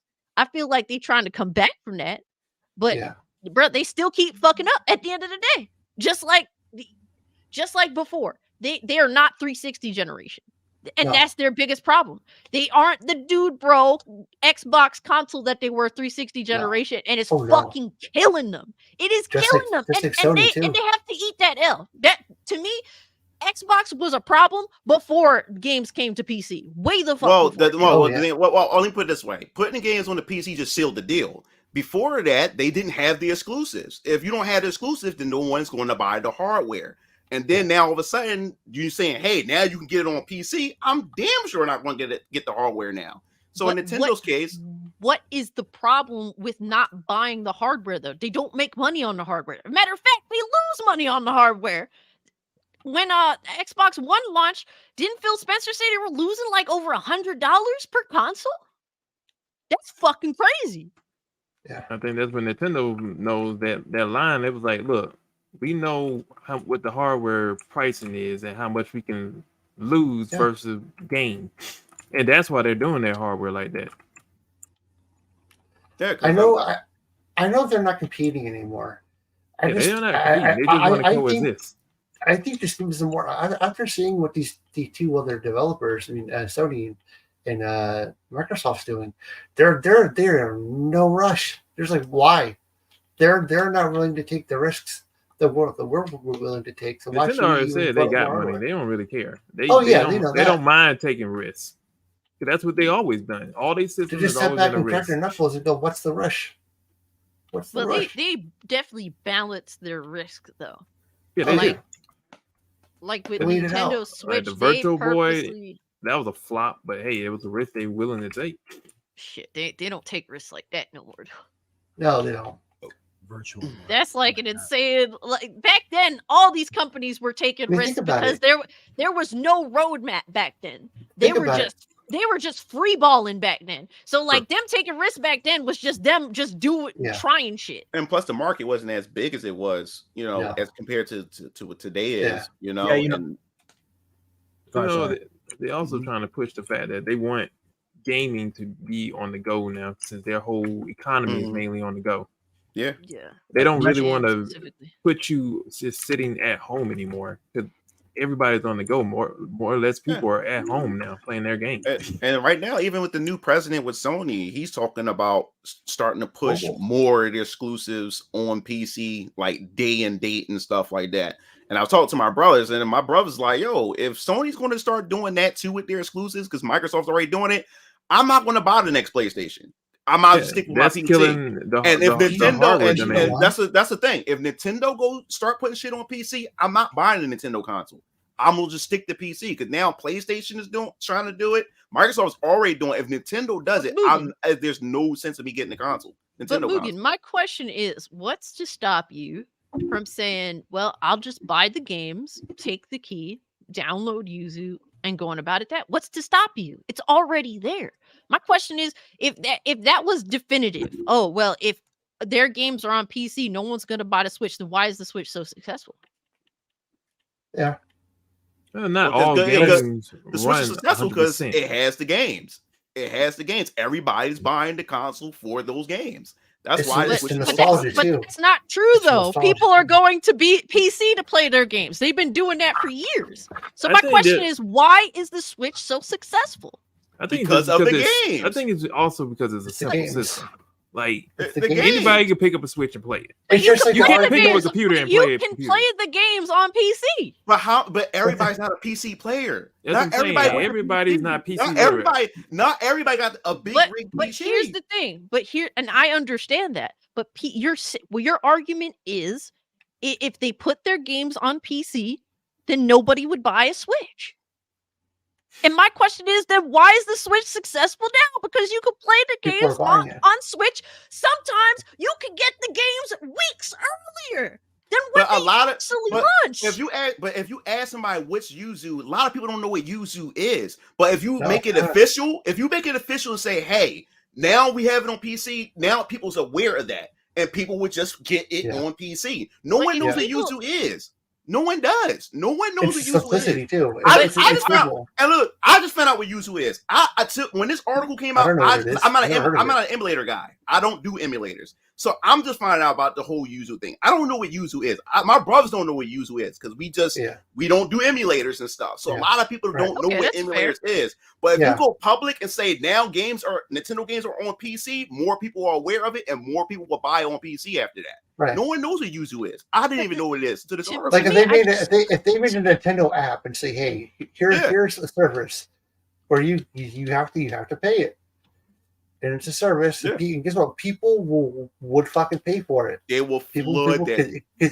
My question. Nintendo. All right, so people not knowing about YUZU, that's a fair assessment. There's definitely a lot of people that don't know about the emulator. But my question, I don't know about it, and that's definitely fair as fuck.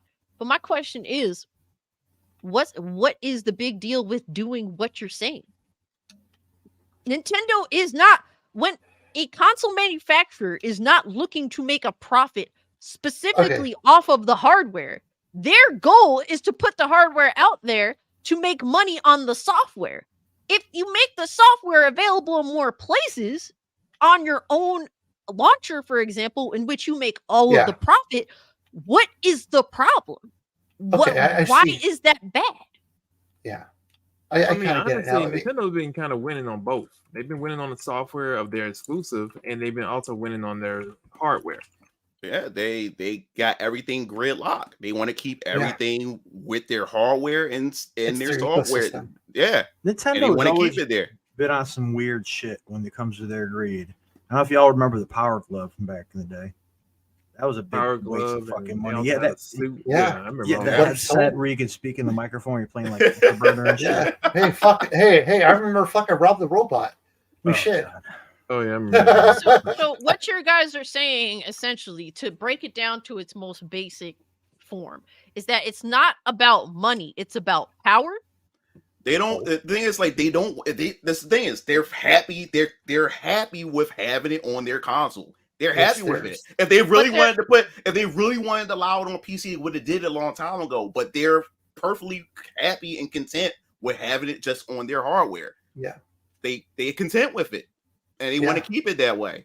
The thing is, potential consumers are not happy with it. That's why this is happening. So what they want is what they want, but you put your shit out there to the public, and the public is saying, well, you're not giving me this, so therefore I'm going to take it. They're not making the offer. But it's with any product, you have a premium. Like certain premiums, you only can get it here. Only certain people can get it. You either get it here or you don't. It's just that simple. That's how it is. But the thing is, it's not a perfect world with that. And clearly this is where we're at now. And they're winning at it. They're shutting people down. But the thing is, they haven't shut. Like, they're simply making a lawsuit. Well, I think that in reality, this is a losing battle for Nintendo. Their source code is public. Anybody can make an emulator. But I think the thing is, it's just more so to scare people. Like, the people want to think twice. About it. Like, should I do it? Is it worth doing it?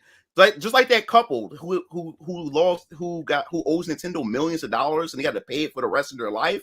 That scared a lot of people. It made a lot of people pull ROMs down and everything. So if they go after YUZU and make an example out of YUZU, all it does is frighten more people and they start thinking about it. Not saying that they won't stop, but you have more people less inclined to do something. Well, hold on a second. So the guy that actually did get sued actually put out something that will carry your Switch games on one cartridge. He's not scared of Nintendo because they sued him. He owes them money for the rest of his life, and he's still using their console to make money. Yeah. I mean, at that point, what do you have to lose? Yeah. You're just making people that's just like, well, fuck it. I'm fucked, so I'll just fuck you right back. That's literally what he said. So he created something that is useful for the same company that he is being sued, that lost the lawsuit to, owes money to, and still decided to spit in their face and make something that goes against their very own console. So he's clearly not scared, and he's the one that suffered it the most out of anybody else. You can't lock him up. I'm just found out about this. How common is it? Everybody use it?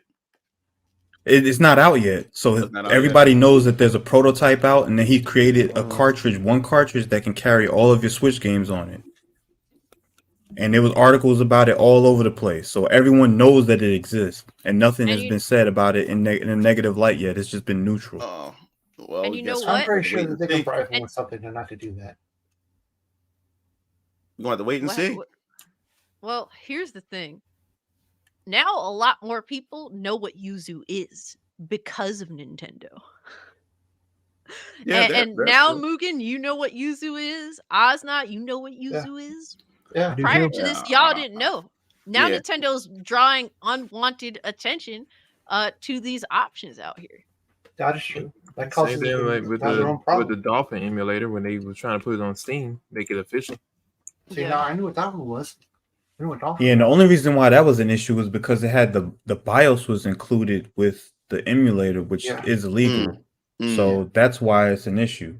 Yeah. But outside of that, the emulator itself wasn't an issue, and Steam still went and was honest and went to Nintendo and said, "Do you want us to put this on our platform?" Once they saw that that was included on the platform, they said, "No, you can't do it," and they just removed it. You can still use a Dolphin emulator, you just can't run it through Steam. Yeah. At least not legally, obviously. If you use some third party like EmuDeck or something else, then you can run it that way. But ultimately, no, they don't, only because of the BIOS being included. Hey, this emulation shit gets too bad. This might be the end of PC gaming, man. What? The fuck? No. Yeah. Oh yeah. What? Hey, There I'm is telling no, you oh why. yeah. Oh, hold on, everybody. Hey, Oz, explain how. Tell us. You got my Hey, attention. man, I'm just saying.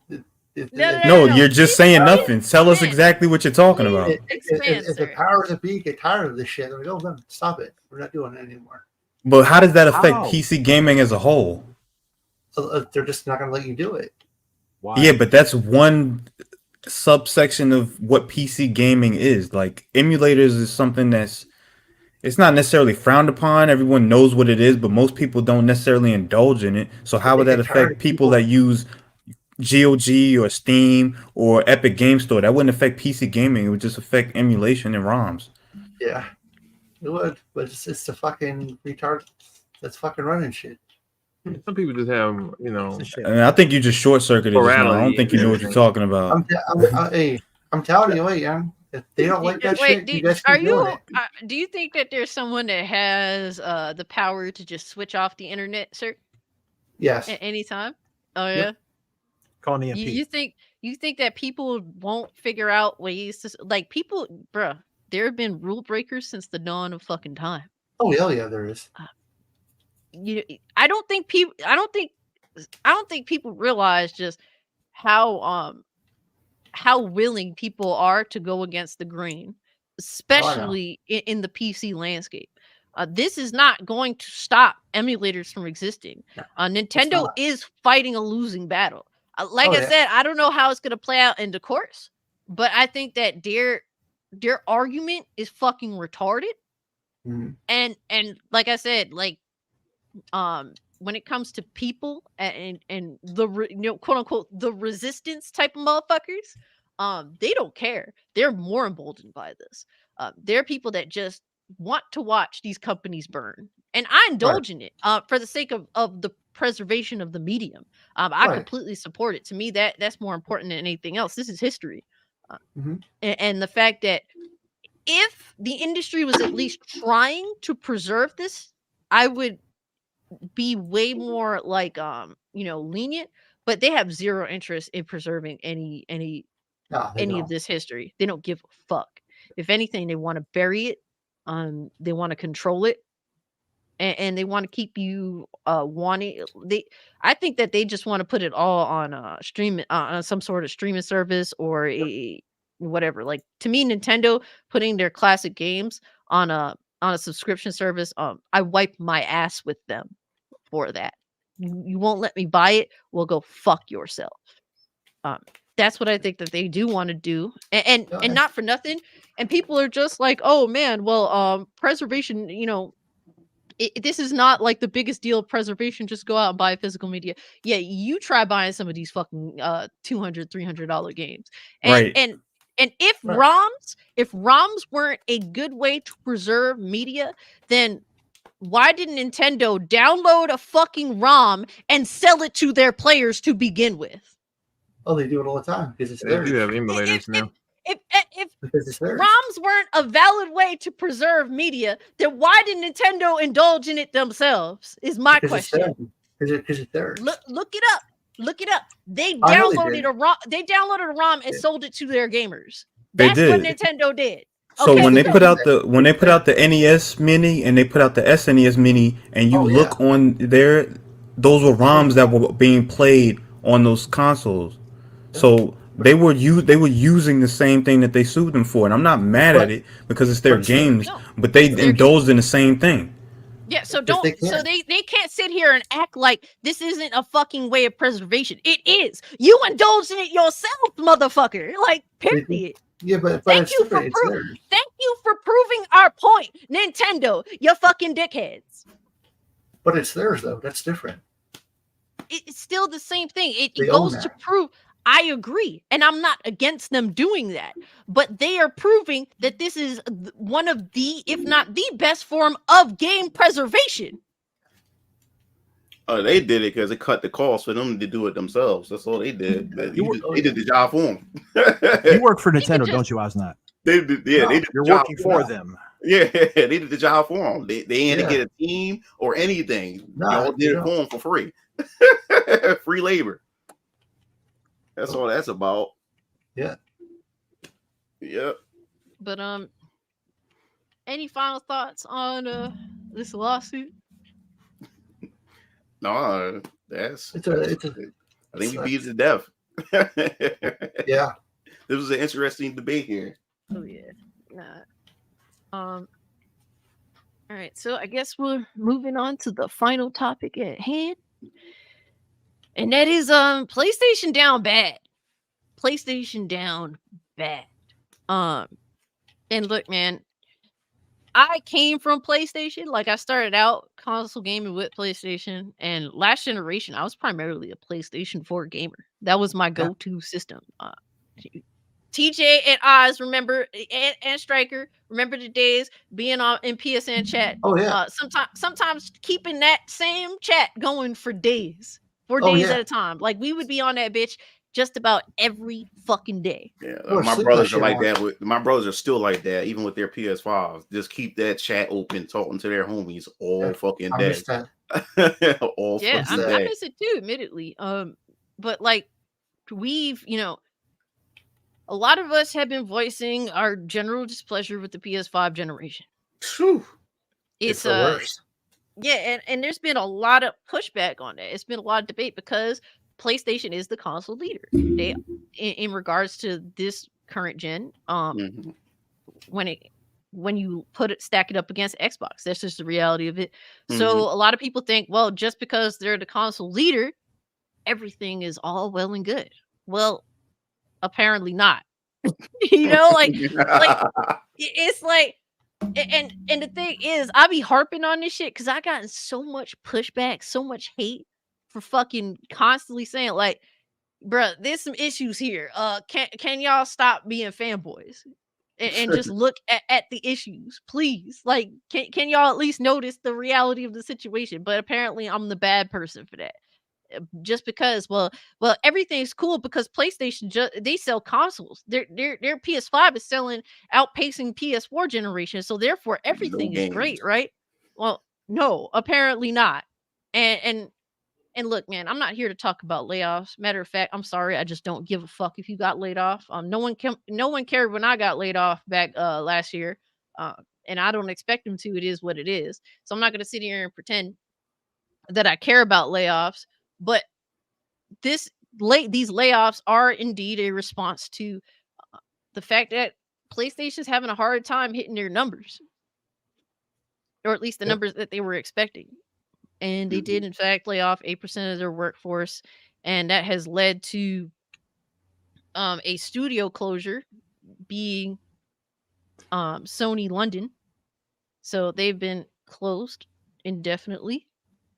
And from what I know, they've been working on a PSVR 2 game. And when it comes to that, I mean, just to talk about PSVR 2, that peripheral device has not been doing well at all.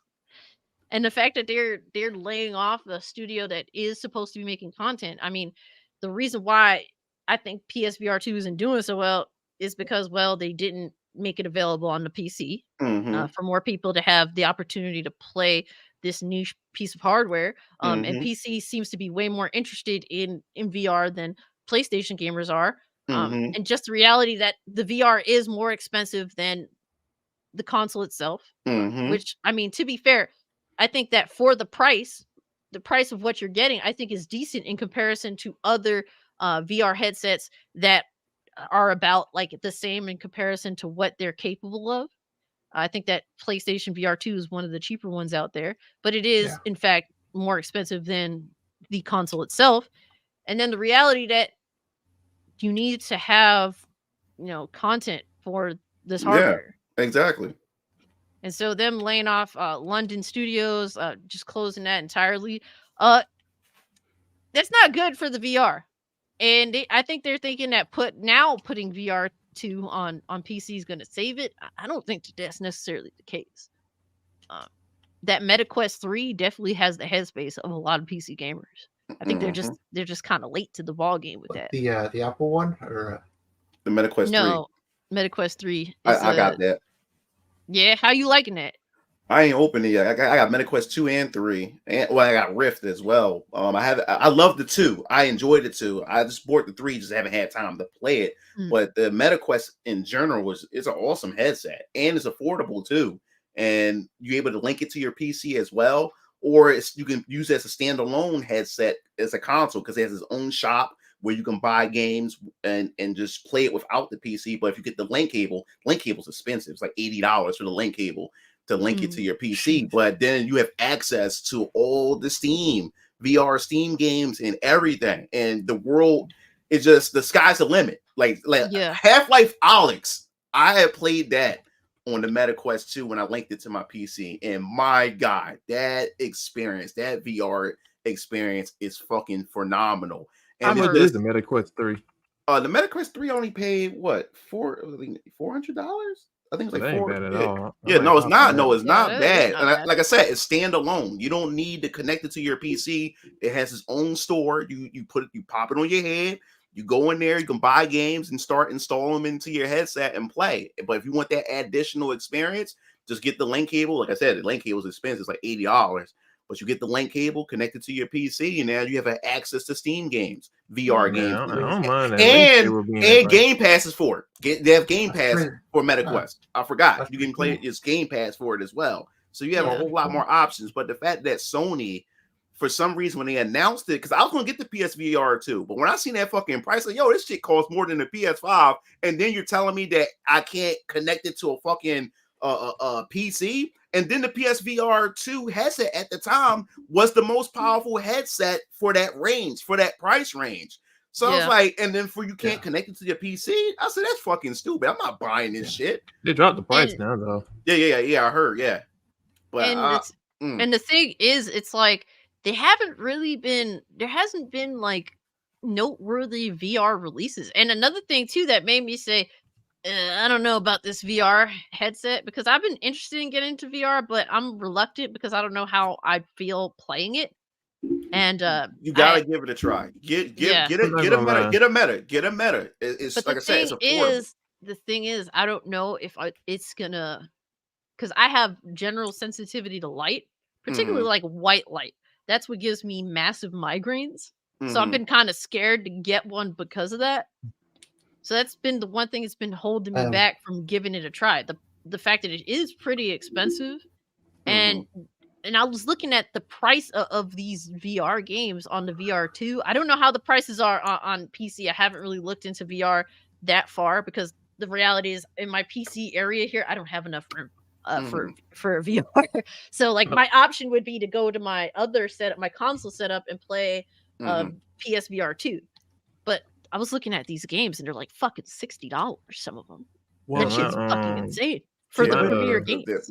Just wait another 10 years, you can be able to just plug the game into your brain and play online with other people. Well, they're doing that now. With Elon's brain chip. Yeah, they're doing it now. Fuck it. Oh the thing about what I like about the Meta, since it's wireless, you can pretty much play it anywhere in your house. And then when you put the headset on, you pretty much create a guardian space. You trace a space to where your game space is at in the house, so you can be anywhere. Once you set that up, it set up boundaries, and then you just go away at it. And it's a fun experience, like I said before. And when it comes to VR games, like when you look at trailers doesn't do VR any justice at all. It's the type of thing where you have to have the headset on to see the game for what it is or whatever. Because when I seen the VR trailers, I'm like, yo, this game look like ass. But when I actually got the MetaQuest and seen those same exact games I've seen on trailers and put it on my headset, completely, it doesn't do it any justice at all. But now VR is getting so good to the point where the trailers are looking visually stunning. So you can only imagine how the shit looks once you put that shit on your damn head. You know what I'm saying? What do you think about that new floor mat that Disney just made that announced that where you don't need like a treadmill or anything. You just lay it down and it keeps you in place. You walk. Really? Oh no, yeah. They have so many different like that shit looks fucking crazy. Like that's fucking awesome. Yeah, it keeps you in place. It's like walking on a regular floor. Yeah, but it doesn't even look like a fucking mat, and it keeps you in place. Like, that's fucking crazy. Yeah, it's really really dope. And like I also use it to do my exercise. Like especially if it's cold or it's raining and I don't want to go to the gym, I will get up in the morning and throw my headset on and do some boxing, do some exercising and everything. And I remember during the pandemic, I had lost 20 pounds just using the MetaQuest 2. Yeah, it's really, really. I mean, when I say you get a workout, you get a fucking workout. I say, yo, this shit is actually legit. It works. And I found myself constantly logging into it, and your whole gaming experience is totally different because you're not using a traditional controller. You're actually interacting with the world.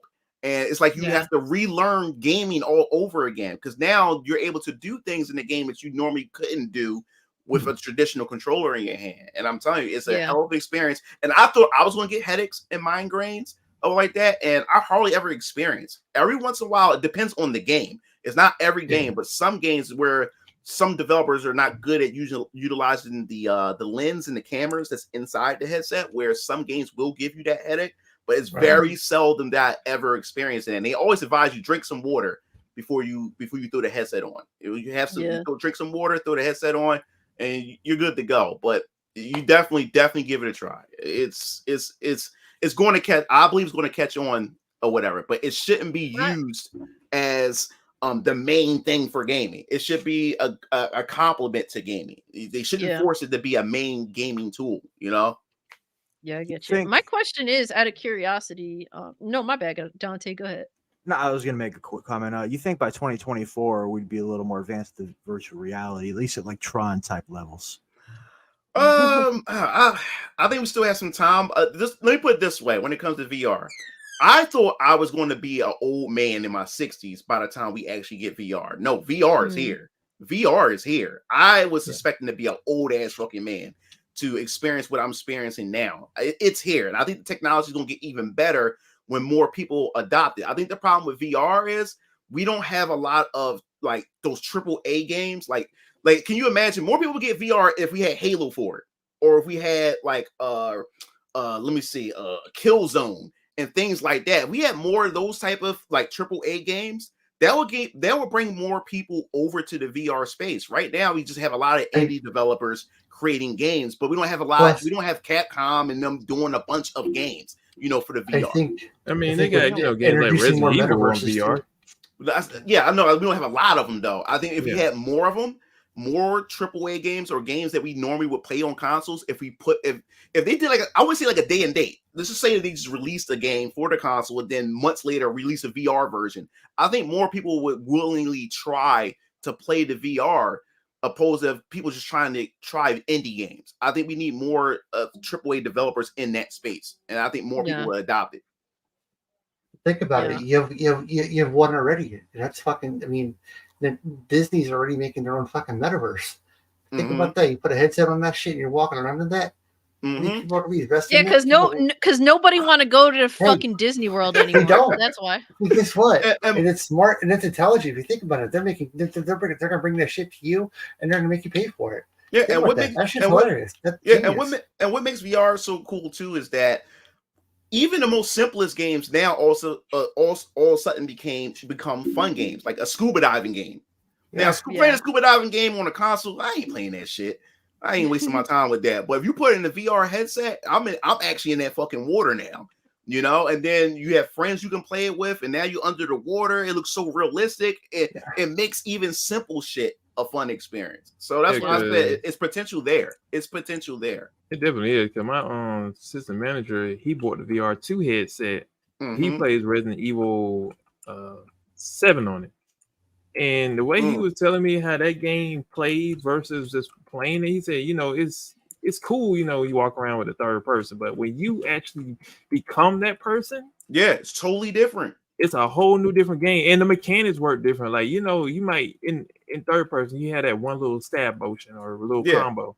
In VR, Yeah, he can use the knife in any way he wants. He don't even use Yeah. the gun. He just slice up the enemy. They be walking away trying to get away Right, from so, him. like for instance, it's this game called Population 1 for VR. It's pretty much like Fortnite. It's a battle royale, right? But for VR. And what's so dope about it is like you have your 3-man team, and you be up in the air on an airplane, and then you actually have to dive off, like how you would do Fortnite. Everybody would dive off, Cool. but now you're all diving off in VR, and you have a squirrel suit where you have the wings, the glider, and you actually have to put your arms out, and you actually have to move together, and then once you land, you all have to run around, look for guns like Fortnite. And then the crazy thing about it is when you pick up a gun and you get the ammo, you actually have to do the gestures. You actually have to put the clip in, and you actually have to cock it back and everything.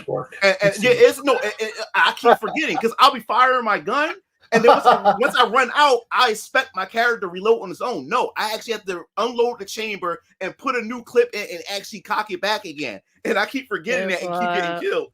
And even when you drink, even with the health, when you want to drink, like they have like canned sodas, you actually have to pop the soda open and actually do the drinking motion to heal yourself. So it's a whole lot. It's really, really weird at first, but it's fun as hell. It's a totally different experience.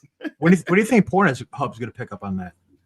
Oh well, Pornhub's the Pornhub's has already got some things. For real? Yeah. Right now they already got porn. They already got virtual movies already. Especially on Pornhub and stuff. If you got the headset or whatever like that, they got movies where you hit the VR option, and now you're actually in the porn scene. You can actually look around and stuff like that. The reason why I bought the headset, because like I said, I'm a 3D hentai animator. I wanted to start putting my 3D girls in VR. So that's the main reason why I bought the headset, to expand my business into the VR space, to learn how the business work and everything. But yeah, the potential is there, because even on Steam, they have VR strip clubs where they have virtual women. The fuck out of here. Yeah. The thing is, I bought it. I bought it and tested it out because I wanted to see if I can make something like that with my virtual women. So I bought it. It was only like $10, and you can invite friends. It's an actual strip club. You can actually buy different themes, and you can buy the different women, and you can walk around in the club. You can sit down, and you can ask the women like who, if you want to lap dance. You can go into a private room. She twerks on you and everything. It's crazy. Instead of doing this in real life. Yeah. As we speak, the Eliminated King is buying that right now. Yeah, this got real pop, and this strip club app got so popular because remember, this is also during the pandemic too. So everybody's trapped in their house. A lot of people, because of inflation and stuff, who's going to a strip club now because of inflation and stuff? And plus, it's safe. It's safer. You don't have to leave your home. You don't have to worry about all the other stuff. But now they're doing an update to it. They're doing a sequel to it because it had so much high demand. Now they're gonna be adding more women to it, and plus it's on PC. You can mod it. People's modding the girls, putting new outfits in and everything. And I was like, man, this is going to be porn. Is going to be the VR porn is going to be the future. I'm telling you that now because you have so many people in there saying like, dudes would hang out in there just to hang out in there, just talking to virtual bitches. The only upside to that is it probably is a lot cheaper. Hey, that's the world we're going to, man. The only upside to a virtual strip club is it probably costs less than an actual strip club. Yeah. So women's stock is about to die. Holy shit, women be out here talking their shit, and it's like, bruh, no wonder why women hate their man playing video games and look lesser on them. Low key, they probably know that they're gonna be replaced fairly shortly. Can you imagine? Because the thing is, in the private room, you got your controllers, right? You can actually touch their boobs. You can slap their ass and everything, and then they have this money thing where you can throw the money on them and shit like that, and they actually respond to it. I was like, holy shit! And this is the thing. When I went into the private room, it scared me because when she started gyrating on me, I'm like, oh shit, because it looked so damn real. I'm like, what the fuck?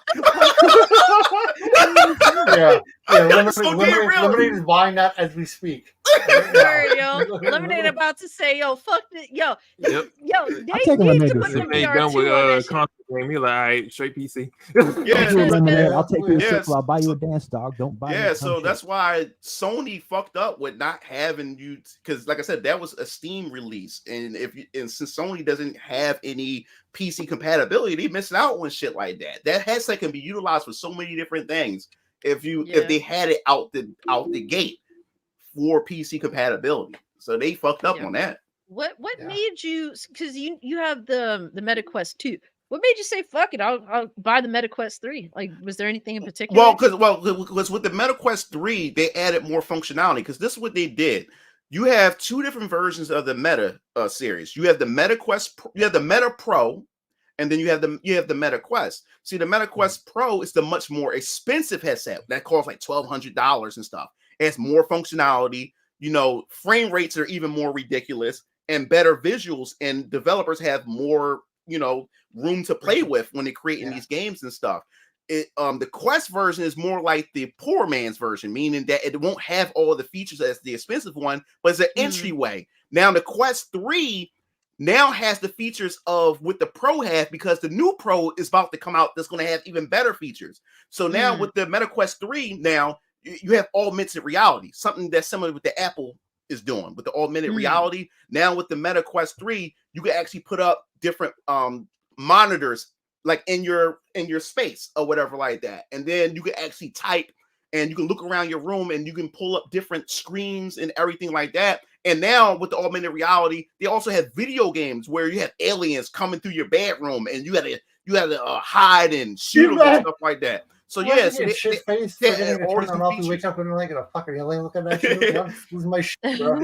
Yeah, and then remember, you also have VR chat, which is a virtual chat room where you create your own avatar. You got different mods, and you can create different rooms, and you can just chat with people. Motherfuckers be playing that without the VR. I was on that shit with some homies Oh, really? without the VR. Yeah, like I don't have a VR. I was in there. I fucking got me I got me a whole set of characters that I like.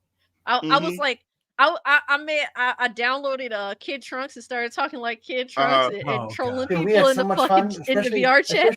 The knuckles come out. The fucking the Uganda knuckles. Yeah, so much fun with that shit. We fucking trolled. Yeah, yo, I remember me and Oz downloaded VR chat back in the day just to that shit was fun as fuck. I don't give a shit. Just to be like little Uganda knuckles and be little assholes in the VR chats. You ever everyone try to like, you know, do a Vegeta on you and you go around town like Trunks? Oh man, I wish. I wish someone would have said, let me go get Vegeta and start talking like Vegeta. Yeah, and they also got VR movie theaters where is an actual movie theater where they have concession stands, popcorns and stuff, and you can actually rent movies like how you would like rent them like off of YouTube and stuff. But you can actually go into the movie theater. They will have like the posters of the movies, and you can invite your friends. If they have a headset, you can invite them into your room, and then you can rent a movie, and they have a VR movie theater, and then you can actually sit. Yeah, you can actually sit down in the movie theater with your friends and everything, and then watch the actual fucking movie. That's what Disney was pretty much describing what they want to do in their metaverse. They said they want to like sell, buy, and all types of merchandise and shit. Plus, they they said if you want to go watch it, guys want to watch a movie together, because they're even gonna have a fucking they're gonna have an ESPN fucking stadium to where you can really physically virtually go watch like sporting events and shit. Yeah, like or watch one of the Game Awards, I think it was 2 years ago, where they had this they had a concert that was going on. If you had the VR headset, one of the artists that was there, you was able to watch her in VR. So you had headsets, everybody was able to come to this concert and experience the concert together. So VR.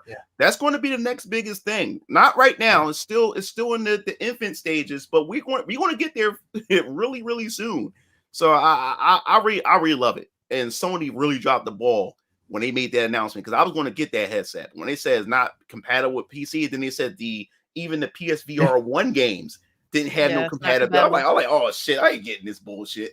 That's crazy. So in order for you to have access to that library of your original VR games, if you jumped into the OG VR, you got to keep that headset. That is Pretty wild. much. Yeah, pretty much. Yeah, so they fucked up with that. So I said, I'm not buying that. And it's cost more than the PS5 itself. Hell no, that's not even worth it. Yeah, that is pretty crazy. But- But Mhm. with in regards to just going back to also, the other things that basically this is a restructuring. I don't know if they necessarily calling it that, but Sony themselves are restructuring how they do business because they're trying to cut costs, specifically to make the money that they were looking to make. And so they did close London studio, which, mind you, fucking what's his name? What's homie's name? Jim Ryan. He went out there like a week prior and was like, "Hey guys, it's cool to hang out with y'all." Mhm. Just to end up getting them the fuck out of there the next week. Yo, that shit is wild, dog. Holy shit. Damn, bro. Like the way that they do businesses are fucked up, man. Imagine Yeah, that. it's cut That though. shit is really wild when you think about it. Definitely is. Shit. It's And cut though. they have cut, you know, workers from multiple studios, including Insomniac themselves, which is like, why would you? I don't understand. Why would you fuck up their synergy that they got going on over there? Because I mean, while I'm not a big fan of Spider-Man 2, it cannot be ignored that Insomniac has been carrying the PS5 this generation with all their video game releases. Pretty much. Did you hear about their budget Yeah. though? They said Spider-Man 2 cost them 200 million? I think it was to make. 300 million. God damn, that costs just as much as an MCU movie. Yeah, they blew their God whole wad on that damn. shit. God Yeah, damn. So I would expect some layoffs from there. That's Right. fucking expensive. I mean, but theoretically, just because they're layoffs now, it costs even more money to make these games because they don't have, all the people behind it that they got. So I don't know, man. It just seems really silly. I mean, just the fact. I mean, the reality is that Sony can go in their bag of old games. They can do that. Yeah. They choose to license Spider-Man, which is if you look into the cost of that alone from Disney is ridiculous. Mhm. The amount of money just for the licensing process alone. Then to make the game, yeah, but Sony could go into their bag and dig up their Mhm. franchises. They don't have to spend that cost, but they choose to. It's been successful for them up until I guess recently when they're just like, yeah, to the amount of money we're making versus how much we're putting into this, it ain't adding up to them or it ain't justifiable to them. So that is an issue. But so they did do layoffs at Insomniac, which I don't for me, I think that's bad. That's a poor choice. Mhm. They're pushing back some of their games or canceling some of their games, which is wild because it's like 2022, there wasn't that many releases. There was only Spider-Man for them. Mhm. So, and when you voice this, obviously you have the You Defense can't- Force out there. Yeah, you But got them fanboys. The way they brag, they pretend that Sony had like 5 exclusives that year. 5 Yeah. and 6. Yeah, and just for them to say, hey, just so you guys know, after having released Helldivers 2, mind you, just so you guys know, we're not gonna have any mainline AAA releases of franchises that you guys know until like next year. This time next year. So, Mm. that doesn't mean that there's gonna be no releases from PlayStation, but Mhm. I mean, hey man, what have people been telling me for the past multiple years? What they look forward to when it comes to PlayStation games. The main reason why they're into PlayStation as a platform for their big headline, single player, fucking AAA games. So you're not getting that this year after having only one of them last year. They've canceled like they had about 10 to 12 Well, live service yeah, projects in live the services. works. Yeah, I was about to ask. It's They, mostly they live services, right? they canceled 6 of them, God and damn. the studios that are working on these other excuse me, not VR titles, these other live service titles, their studios are being siphoned with some of their workers. I mean, it can't be ignored that there's a problem here. Like, you know, Yeah. like a lot of people want to act like, oh man, like, you know, Cassie, you just bitching just to bitch. No, like clearly not, bro. Mhm. Shit, fucking You could Xbox ignore. pick up their fucking slack in that department. Yeah, I mean, to me, I think this generation between It's ass. Xbox and PlayStation has been shit. I'm Yeah. not here to fucking say that. And gonna lie. Yeah, and we're Xbox almost is 4 better. years in. We're almost 4 Yeah. years in. Don't even Oh, feel like that's the crazy part. And here's what's even crazier than that. Their fucking excuse is that they're going into the latter half of the generation, which is fucking insane. Yeah. How is that an excuse? Well, because they're saying that what's going on is as a console going to their latter half, they're going to expect a decline. It's just bound to happen. So now it's more like how are we going to slow down the bleeding, because we in the latter half, we haven't sold as much as we wanted to. Now we're going to get a decline. We're going to get a decline in these damn consoles and stuff like that. So we got to slow this bleeding down by reorganizing, restructuring, and start cutting shit at this point. You know, Yeah. so and that's crazy because like people. Shout out to Blaze 4K, who we got into a whole fucking argument in Discord like last week. Like it was like insane. Like he was going in, and he would not fucking give in just because I was being loud as fuck. Like I was getting mad ignorant. He was just like, nah, just because of that, I ain't letting you have this. And I'm like, you know what, bro? Whatever. Fuck you. But he was saying how like we were debating, one of the many debates is like, hey man, he says like you criticize PS5 generation, but the first 3 years of PS4 generation wasn't all that either.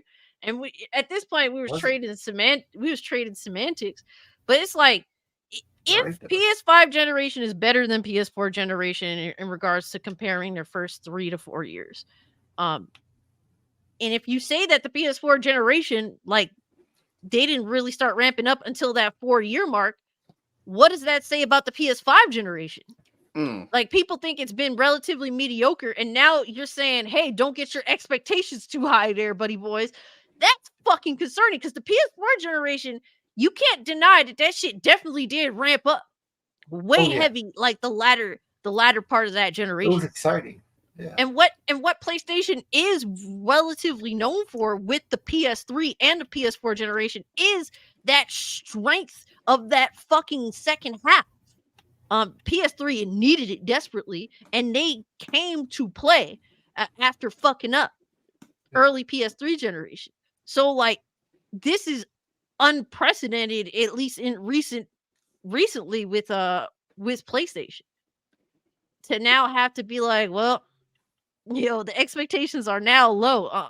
To me, bro, we're still dealing with cross-gen games. Y'all are throwing fucking remakes and remasters. You're telling me that I should set my expectations low for the latter half of the generation, when it's like, bro, I haven't even feel like we've gotten into this generation. Yeah, a lot of my subscribers always keep asking me, like, Mugen Lord, you have a PS5? Like, should I get a PS5 right now? I said, to be honest with you, fuck no.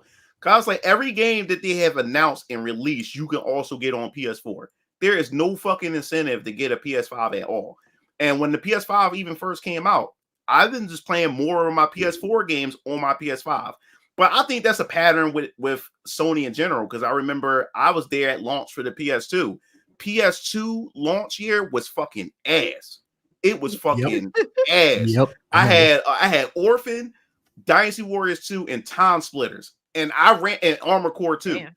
I had those 4 games for a very long time. I was playing Final Fantasy 9 and all these other PS1 games for a long time until the Bouncer came out on PS2, and then Final Fantasy 10 and Grand Theft Auto 3 came out. But other than that, they always had these like bogus ass slow periods before it actually start ramping up.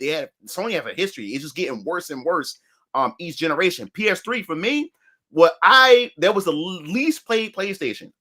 It was collecting fucking dust. My PS3. I was a strictly 360 that whole generation. PS3, I hardly touched the PS3. Hardly touched it. What made me get into PS3 heavy was Xbox fucking up with the Xbox One launch. I fucking sold my 360 and all my games and recollected them on PS3, bro. That's wild. Bro, I've always been that type of person. Look, bro, I will go wherever I feel like I'm gonna be treated the best. I don't give a Mhm. fuck. I Mhm. don't, bro. I'm out. You fuck around. I'm out. I always been that way. Bro, they Mm. announced that Xbox Hey. One. I'm like, oh, they going down the fuck shit path with the next generation. All right, time to sell this shit. Get the fuck up out of here. I didn't give a fuck. Hey, what it wasn't even the fucking games when they fucking announced the prices of the systems, like, oh, the PS4 is fucking cheaper and it's more powerful. I'm going. I don't give a fuck about it. Listen, sorry, it wasn't about the games. It was about A my lot of fucking wallet. Xbox users came over to PS4. The day that they did that shit, this is how we treated Yo. games and all that weird shit was going on. I knew Especially when that Red the Ring day of Death after was that, happening. I unpacked after the conference. I packed everything. I put it into a book bag. I took it to GameStop the next day. I said, take this shit. I'm putting on PS4. Fuck that shit.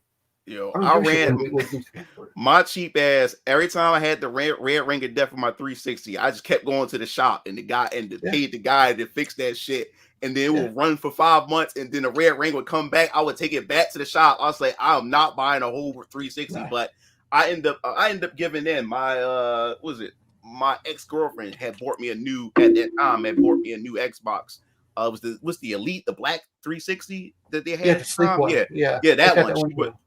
She bought me that because she's like, yo, like, why you being a cheap ass? Just get a new one. I was like, no, I want to just run with this. But she ended up buying me one at that time. But yeah, I love the 360. But when the Xbox One was announced, I was ready for the Xbox One. I was like, oh man, I can't wait. When they showed that fucking Connect, and then they was more so promoting. I was like, yo, is this a fucking cable box? What the fuck is this? Like, what the fuck was this shit? And then when damn Don Magic with his dickhead ass came in and they asked him like what's going on with this always online and always being connected? What about those who don't have internet? And then his dumb ass will come out and say, well, there's always the Xbox 360. I said, this asshole. And I was like, I'm not buying an Xbox One. I said, well, and the thing is, I get every console anyway. So I was going to get a PS4 regardless, but this was the first generation where I didn't have all the consoles. Like, I didn't get an Xbox One that generation. I just got the PS4 and the Nintendo Wii U at the time. I didn't even bother the Xbox One. I was like, fuck that. They reneged so hard on that when they made that comment, and PlayStation came out and made fun of them. No, but check this out. I guarantee you that Sony was planning the same thing with the PS4. Oh, they were. DRM and everything. But when they seen that shit, they're like, yo, they called them execs like, yo, call off on that. Call off. Code red. And that's what happened. Yep. Remember there was that day one update. There was a day one update and it got rid of all that shit. Yeah. You know, there's only one thing out of this whole scenario that I really do give a shit about. What does this do to getting Ghost of Tsushima on the PC already? Is it just bury it forever, or is it going to expedite it? Hopefully later. I mean, you know, there's been a lot of teasing. All right, you know, the PlayStation, Sony has been teasing PC players with their wording, and they've been saying, you know, they're changing how they do shit entirely almost. It seems like obviously they really I think that Sony sees that there are some dark times ahead for the industry. And I think the best way to self-sustain, I think Xbox jumped on this earlier specifically because they are the weaker brand right now. By a lot, arguably. It's just a reality that the industry, I think, is headed for a crash. A lot of people think that, oh, it's impossible. You'd be surprised. I think that, yes. And I think that the COVIDs and the lockdowns has kind of forced that to come into play. So that I think that Xbox and PlayStation at the end of the day are preparing for tough times. Yeah, Nintendo is chilling. Yeah, they movies. Obviously, they got movies. They got theme parks. They're good. Yeah, I mean, you know, I think Nintendo has definitely, I think, expanded. You know, I think because they realize that there is way more money to be made. Yep. And they just go about it in a different route. But the one thing I like about Nintendo is that, at least in comparison to like Xbox and PlayStation, for example, they may do all this side shit, but their games are still first and foremost. Yeah. I think that's one of my biggest criticisms of PlayStation this generation. I've been saying, where the fuck are the games? Why do you keep announcing TV shows and fucking movies? That there's more. I've been saying this. There's more fucking announced TV shows and movies than there are fucking video games. And PlayStation is a video game company, a console manufacturer. Well, there's more woke shit than anything, to be honest with you. And that's another problem in itself. But to like, my thing is like, that to me is like another sub issue. The main issue is, where the fuck are the games? Yeah, that's been my thing for a minute, and they costing more and taking too long to come out. Like I said, they need some double A games, some games that can fill in those gaps as you wait for those bigger games. Like it's just like Hollywood. It's either big games or no games, you know. And that's the thing. And they're going for these more of these cinematic movie masterpiece type of games. And Nintendo, they're very simple. Most of their games are fucking games. They're video games. They're not movies. They don't have big cinematics. You grab that controller and you just start fucking playing, and then you can be able to put hours, and you can constantly replay it over and over again. A lot of Sony exclusives are fucking movies. They're just fucking movies. That's what they are. Shit. You know? Yeah, I think that when the reality is, I think that personally, in my opinion, the games that take the most chances is the games that cost the least to make. When you look at indie games. Yes, but even like some AA games, because there's a lot less to lose. When you're making a $300 million game, you're forced to make a game that appeals to casuals as much as humanly possible, because you have to get enough people interested in the game that willing to buy. So you're gonna just fall in line with what attracts casual players. And to me, there's a lot of PlayStation games like these. Most of these third party these third person over the shoulder games, I think a lot of them do really appeal to casuals, and they have to, because they're so fucking expensive to make. Yeah, and the add on top of that too, when you have these smaller budget games, you have to work within the budget that you have. So you have to try to be as creative with the resources that the budget allows you to have. And that's where a lot of these developers get their creative chops and their creative juices flowing. Because like, we can't do this because we don't have the money for this. But what if we do it this way? And they come up with all these different type of creative ways. And then now you have you have these, now after that, you have these fun experiences that goes down in gaming history, and it's very memorable for you and everything. And that's what's going on. When you have these big budgets, when you have these big budgets and shit, you can just splurge money and just do all kinds of stuff. That's why you see with these Hollywood movies, they CGI and everything, because they got the money to do it. It's got these big inflated budgets, and like, let's just throw CGI on it. Because when I watched I saw the making of that movie, that Nick Fury Disney Plus. Oh God. Yeah, I saw the making of it. They had this one part where Nick Fury just sitting in the room, and he was sitting in the chair, and he had a gun in his hand. And then when they showed it, the room itself was green screen, and the gun was green screen, was special effect. I'm like, you using special effect with every fucking thing, even holding a fucking gun. I said, this is getting ridiculous. Like this, this has to be a money laundering scheme or something. What is going on here? It is a joke. They definitely are taking it too far, and I don't know, man. I really do feel like most of this entertainment nowadays that we get are money laundering schemes. Yeah, it has to be. It has to. No way. But speaking of, well, Sony changing how they do things. If you look here specifically, delivering and sustaining social online experiences, allowing PlayStation gamers to explore our world in different ways, as well as launching games on additional devices such as PC and mobile, requires a different approach and different resources. That sounds like day and date to me. Yeah. That's what it sounds like. That new president ain't playing no fucking games. He came straight in. I covered it on my channel. He came in and said, yo, I understand that, the employees down at PlayStation is very passionate, but they don't understand how the business work. we got to make money. That's what he literally said. He said, we got to make money. And he said he's aiming for PC and mobile.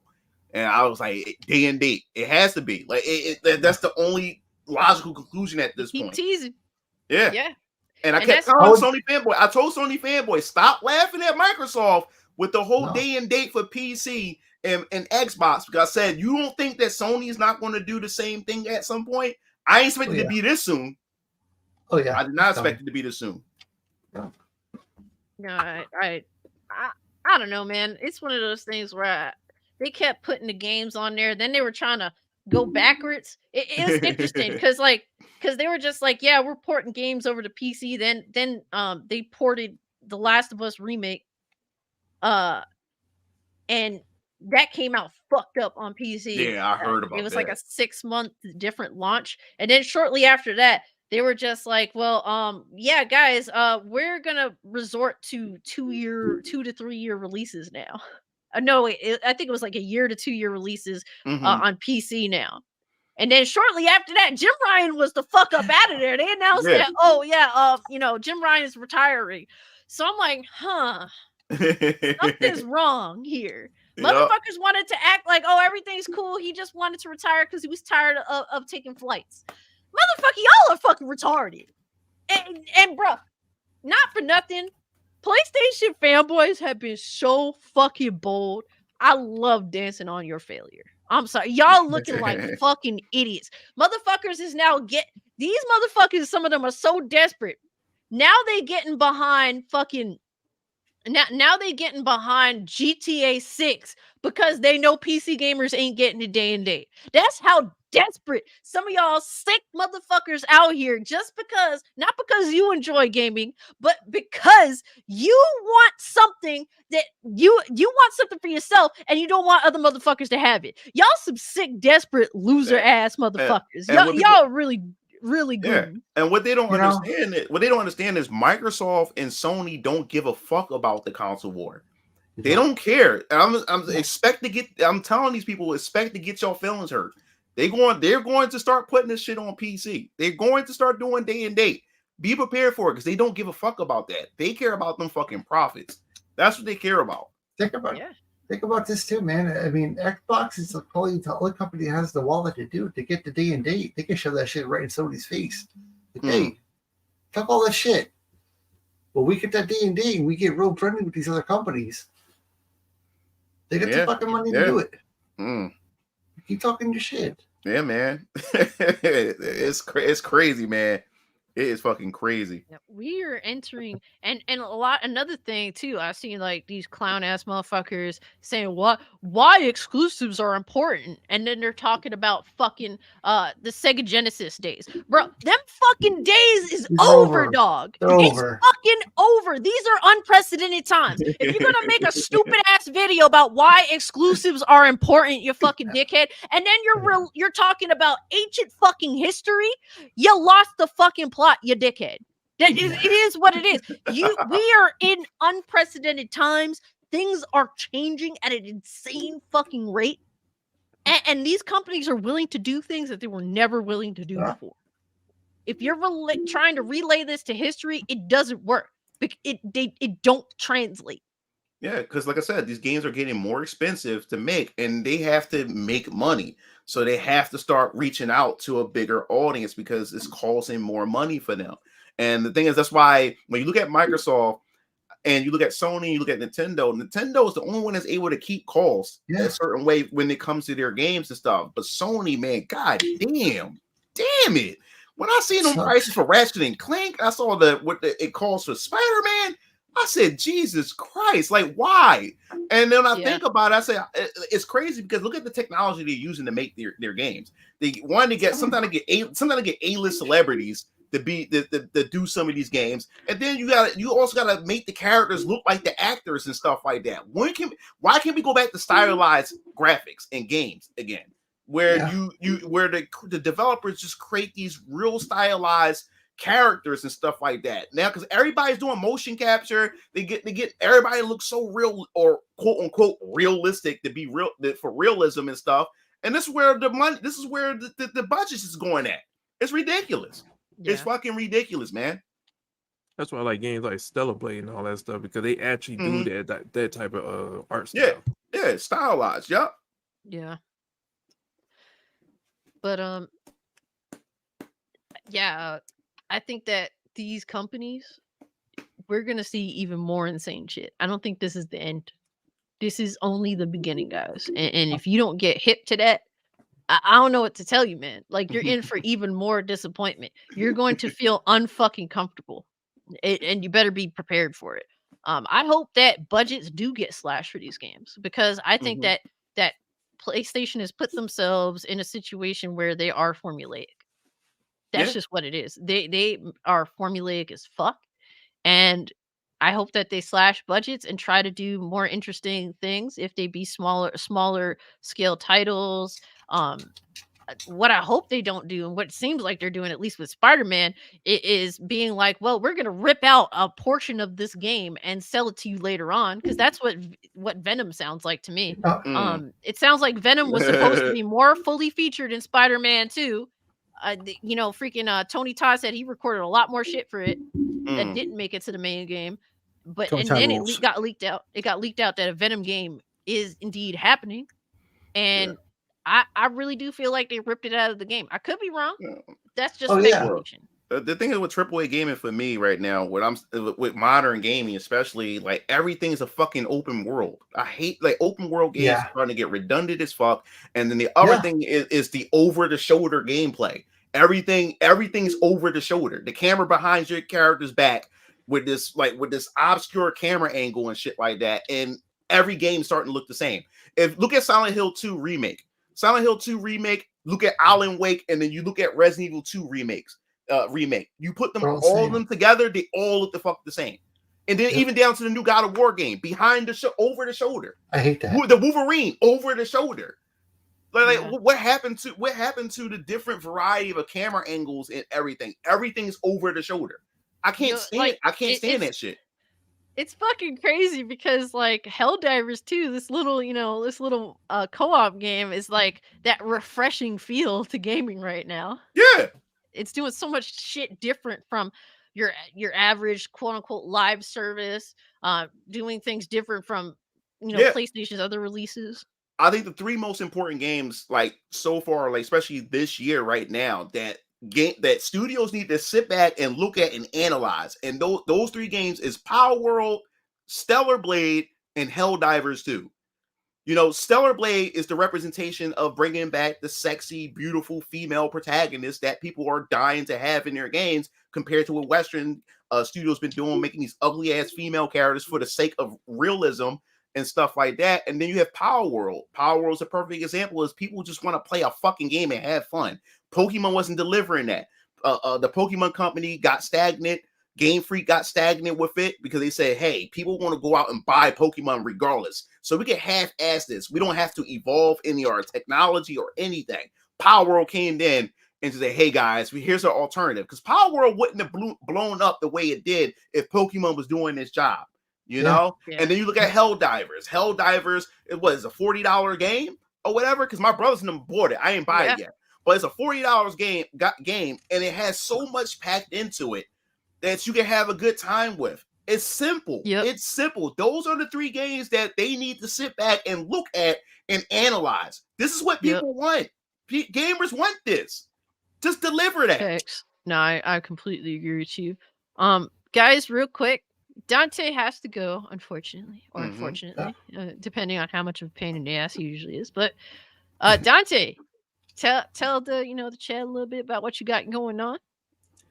Well, right now, I gotta do a lot of writing. Can't be playing no games. Can't be doing a whole lot of shit. I gotta finish a couple stories, write articles. Right now, I have a collection of e-stories, 3 short stories and 2 novellas, self-published on a Kindle because my broke ass can't afford no paper. But it's all leading up to this, short story collection I'm going to release hopefully by the end of the year. Kind of treat it as like some underground EP demo type shit for the big, debut and all that. But yeah, doing that, script out the rest of my graphic novel. Thank you for the plug, Cash. Hope I wasn't too much of a pain in the ass tonight. Otherwise, you were chill. Yeah. Well, Appreciate you hanging out with us. Definitely have a good night. Take it you easy. too. Good night, y'all. All right, peace. Later. But I really think that a lot of companies need to reevaluate what they're doing because these games had made such a strong fucking impression, and they're all coming out at relatively the same time. I hope Stellar Blade does well. Yes. For some reason, hack and slash games like they just don't really do numbers. Like I think that they should. Like Bayonetta is one of them. I think Bayonetta 1 and 2 are great fucking games. They just never have done numbers. DMC does numbers, but I don't know if it's necessarily what to me that even like I thought it would do better than at least DMC5. I thought DMC5 would do better than what it did. They re-released it and that kind of got their numbers up, but like initial release. Yeah, let's check it. But it's good that you said that. It's because with Stellar Blade, I believe this is the thing.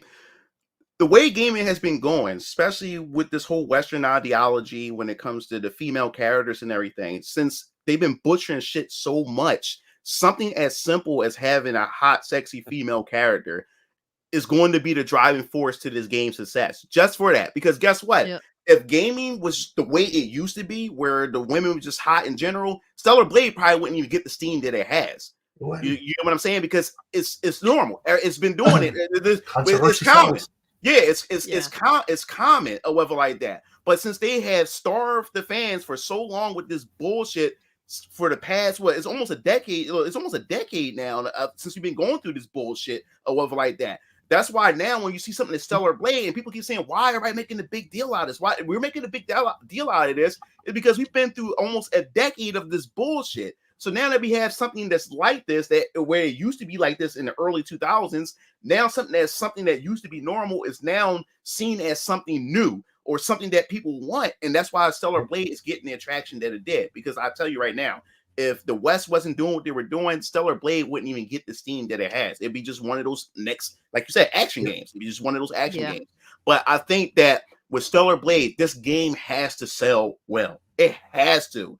It's very important because if developers see this, and as long as they don't censor the game like day one patch or a couple weeks later, as long as they don't do that, and the game, and on top of that, the game has to be solid. If the game is solid, on top of the female protagonist being a nice, hot, and attractive, I think this may turn things around. I think if she is genuinely likable.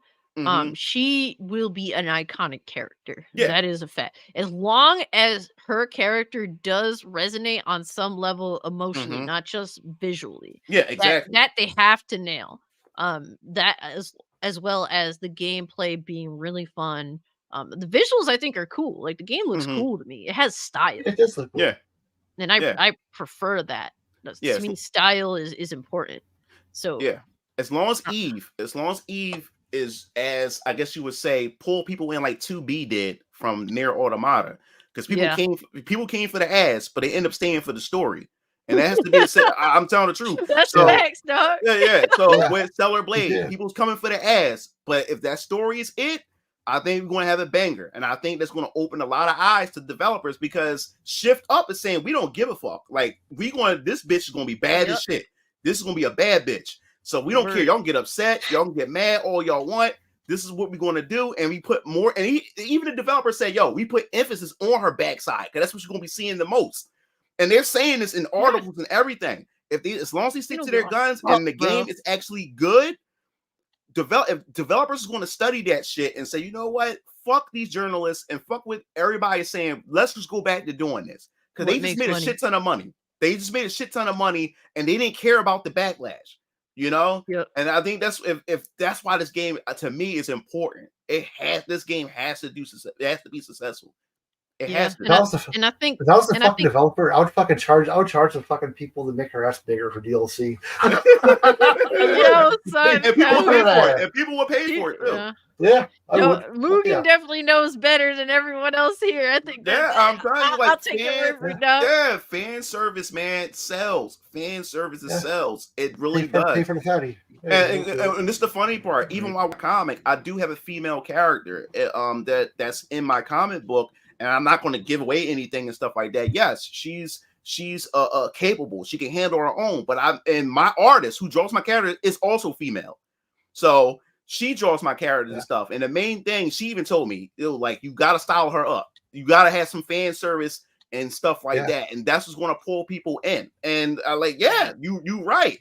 So that's why I'm making sure that the female face, that one of the characters who's one of my female protagonists, who's going to be also the face beside my main protagonist, she has to stand out. She really does, because that's what brings people in. Is that fan service and stuff now more than ever, because like it's being censored, it's being forced out. I mean, it's like one of those things. Like Bayonetta 1 and 2 are some of my favorite games. It's crazy to me that shit didn't catch. Like it has a very strong cult following. Bayonetta herself has a very strong cult following, but it is cult. That's what it is, and it is wild. Turn it down. They didn't even get the sequel. Yeah. Sega, if not for Nintendo, there would be no Bayonetta 2, which is crazy because that's, I like the first one a lot. Yeah, I constantly struggle which one I like more, but 2 is among a lot of people the best one. I haven't played any of them because I'm not a real action game guy, so I don't really play a lot of the hack and slash games. That's just not my thing, or whatever. But the thing that really got me into the action games, with the action RPGs more so, was the Nier Automata, because like I said, when it came to 2B, I didn't think nothing of it. To me, I wasn't even too crazy about her design. Like she's like a doll. She had like the blindfold and she had the black dress, and I'm like, okay, like her design is okay. But then I have a hard time getting into that game because I love that game. Love it. The thing is, I want to get into it, but I don't like the areas. Like at least the initial first few hours, like being in the desert, and then the characters kind of being like robots or whatever the hell. That kind of because I come from Bayonetta, going to that. Like Bayonetta is super stylized. Like she is like this bad bitch that always is dropping badass fucking one-liners. The areas, especially in Bayonetta 2, are like vibrant and fucking beautiful. It's drawing to the eye. So to go from like Bayonetta 2 to playing Nier Automata is fucking hard. Well, the thing about Nier that caught me, because my brother Keo had bought Nier Automata first. He started playing it, and then my brother came in my room and said, "Bro, you love RPGs. This is an action RPG, but I'm telling you right now, Nier Automata is a good game, bro. Pick it up." Every time my brother Keo tell me, like, "Bro, trust me, you're gonna like it." So I'm like, "All right," I bought it, sat on it for like half a year, and decided to open it on my PS4. Popped it in, and the intro just caught me. It's just like the storyline where here it is, the pretty much the human population was pretty much wiped out, and they had to use androids to fight against the the aliens or whatever like that on the planet. And then as you start playing through the game, you kind of find out that the aliens had been destroyed a long time ago. So we was fighting a war that just didn't make any sense to begin with. And then you meet these two guys named Adam and Eve. It was just a whole thing. It's just it was like very thought provoking. The theory, it's so many video essays on it. It's so many things you can grab from that fucking game. It was just so beautiful. It's a piece of art, and the music. That's what draws me in even more. And then that's when I got to the part where 2B, when she lost her dress, and then I finally saw that ass. I said, this is what everybody's talking about. I said, this is what ass. And then I saw that ass. And then it's like, what I like about it is when you make her walk real slow. Talking. Yeah, when she's walking and the way she struts, she walks with confidence. And I think that's what lures Yo, son, you know where they got that from? They got that shit from Bayonetta, baby. Yo. Yeah, the way she struts. Oh my God. I see why everybody's like snapping over her.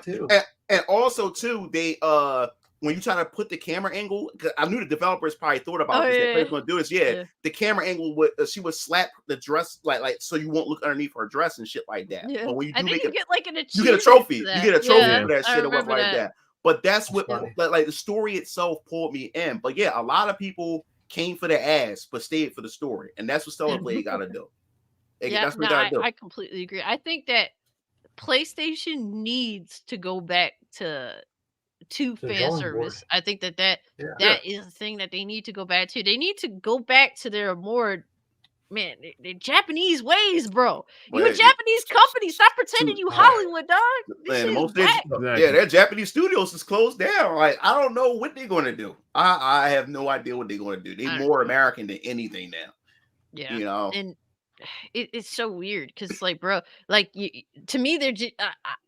I'm just bored. Like I find your games to be more boring than ever. Like I miss those little small, obscure, like weird but interesting, intriguing games that PlayStation used to drop. Like, yeah. If I had to rank the PlayStation consoles, it would be PS1, PS2, PS4, PS5, then 3. Because I'm doing that based on because 3 I never touched. I never touched my 3. That's the only reason why that's last. And shit like that. It's crazy. They got a whole bunch of games that just never got Americanized in Japan. For the PS3? All of them. All of them. Oh yeah, true. But I think mostly the older ones. Yeah, like PS1, PS2, PS3. That's bro, been don't a let me thing. get stuff. N64. Like bro. Fucking it's funny. Shout out to Spectre because he was ripping on this fucking Nintendo fanboy retard because he was like, oh, the N64 had more games than the PS3. Inspector's just like, motherfucker, a basic Google search shows how wrong you are. Yes, but what was interesting to me when I was reading it said that there was like 300 and something N64 games, and like 80 something of them were almost 90 of them were exclusive to Japan, which was like, I was just thinking that shit like, holy fuck. And plus 64 was like a bitch to develop for. Because because I remember like limited memory. Yeah, and even with the 64, games weren't even releasing like that. You would have a long drought periods for 64 game releases. That's how like games weren't coming out like that for the 64. And I have a Nintendo 64. I didn't really have that many. I love my 64, but I didn't really have too many games on my Nintendo 64 compared to my PlayStation. Like my PlayStation, man, shit. My PS1 was so. I played the shit out of that. The first PS1 that I got, I played it so bad it burnt out or whatever. And I had so I had to go get another one. And then I played that so much. And I remember the first model PS1s was so bad to where when you constantly play your PS1 long enough, the eye that read the disc gets so fucked up where you have to turn your PS1 upside down or turn it sideways for it to be able to play. So my dad, so I had to turn mine. I turned mine sideways, and I had to get something to hold it so it wouldn't fall over. And my dad's PS1, he had to flip it upside down in order for it to read the disc. That's how bad. Yeah, the older models. Yeah, totally shit. That is fucking wild. But day and date is coming. Y'all better get fucking used to it. Like honestly, it's just ridiculous that people are so dead set on exclusives. That it's like, to me, I don't give a fuck. Like, to me, more people playing games is a good thing, not just for the player, but for the company. You're making more money. So it is what it is. People get fucking used to it, especially if it secures people their jobs too. I hope that it does. There's no guarantee. I can't sit here and say that that's a guarantee. But when you have a game that sells more and is more successful, usually that leads to people keeping their jobs more often than not. Especially if a company is hitting their numbers. So when it comes to that, we're dealing with layoffs from studios that are making games. Games getting canceled. Hold on, I have to actually crush Ozzknot's heart here real quick. What's that? I have to crush your heart here real quick. Hold it.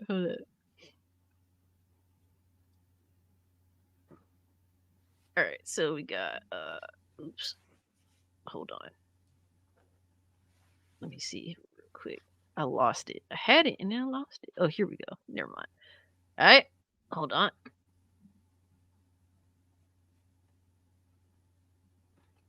We got Jason Schreier here who definitely crushing Ozzknot's heart. He said, new, as part of today's mass layoffs, Sony has canceled a Twisted Metal live service game that was in development at UK-based studio Firesprite, Bloomberg has learned. That shit would have been ass anyway. Well, gonna happen anyway. I couldn't stand Twisted Metal. I don't understand the hype for that fucking game. Okay. Sweet Tooth was a cool fucking character. Yeah, that's about it. That's the only thing positive about Hey, it I have to say about The that TV game. show sucked dick.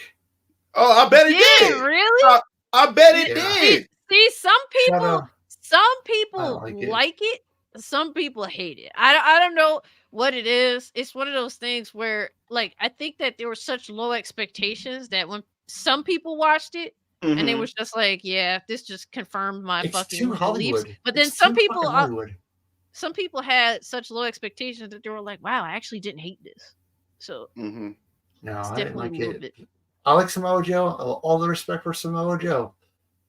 Okay, he did his thing, but the show was too fucking cartoony, too fucking. It was too tongue in cheek. Mhm. I don't know, man. I would just be fine if they just made a straight, just kill Twisted Metal. Just start Sweet Tooth as his own fucking horror franchise. Yeah, because think about it. 'Cause when you think It's about cool. Twisted Metal, when you think about think about like when you think about Twisted Metal all in itself, like vehicle like armed combat. Like, do people really give a fuck about that? Cars with guns and shit. Like you just riding around and you just shoot. I don't know if now. Yeah, it's That's hard what to I'm saying. judge now. There's a free to play called Crossfire. It's fucking. It's got a underground. It's pretty big. Okay, I never even heard of it though. I never heard of Yeah, it it's either. called Crossfire. Look it up. A lot of us Yeah. keep up with games, but we ain't heard of it, so it can't be that big. Yeah, Yeah, It's been out because for a while. that type. Because remember, PS5 had a game at launch where you drive around in a car and you get That in can and suck you, ass. yeah. I was like, but like, do people really want something like? I mean, I'm not saying it can't work, but like that genre itself, like I haven't seen anybody like perfect it to where like, oh man, like this everybody needs to play this game, you know? So I don't know, man. You know who's gonna fucking fix that, perfect that? Fortnite. Give them time. They will. Fortnite. Oh, I knew you Yeah. were gonna say it Yeah, every they'll do time. it.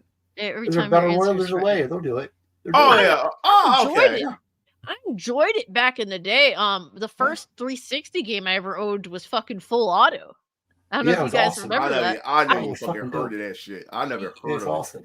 I mean, shit. It was. I think Yeah. it was a launch game. So Yeah, I liked you know, to me, I enjoyed it. It was cars racing guns. It was cool. So I'm open to it, but I don't know if people, how many people are open to a game like that. It Yeah. really just depends. The I guess last you could find out with Fortnite. That would be the ideal to find out if there's even Yeah. a potential group of people that are into that to sustain Yeah. a game like that. Yeah, my last vehicle combat game, and I'm talking about the last time I played something, it was that shitty game, Vigilante 8. That was like a generic knockoff of Yeah, it Twisted was. Metal. That It was horrible. yeah, I had that shit on. Horrible. I had that shit on Dreamcast, and I was like, this game is garbage. Yeah, I played it. Yeah. It was horrible. So this game is fucking garbage. Fucking trash. Yeah, a lot of people just want to get out of the car and run around. Yeah, I just don't see what the hype was about that shit. I don't know. Yeah, well, I don't know. To me, it would have been cool to get some more, some more games, especially like games. It seems like this is a live service, but I mean, judging by Helldivers live service, that seemed okay. If they would have did something with a Twisted Metal that's sort of like Helldivers, I would have probably gave it a shot. Why the fuck not? Would have been like $30-$40. Yeah, whatever, exactly. The price, I think for live service game, the pricing has to be right. But this is the thing. Yeah. See, the problem is with the live service, what studios do see or do wrong is that they see games like Helldivers, or they see games like Destiny, or what's the other successful game with the cyber ninjas and shit? They like from space. With the what's the fucking game on PC? It's free to play. Warframe. Warframe. Yeah, they see it. Yeah. They see and Warframe. Progression too. Yeah, they see Warframe and shit like that, and they say, you know what, we want to cash in just like they did, but they don't understand what they have done to make something like that work. You know what I'm saying? And the thing is, when it comes to these free live service games, they put them out bare bones. They put them out with literally no content. Literally, Halo Infinite. Yeah, Halo Infinite. Exactly.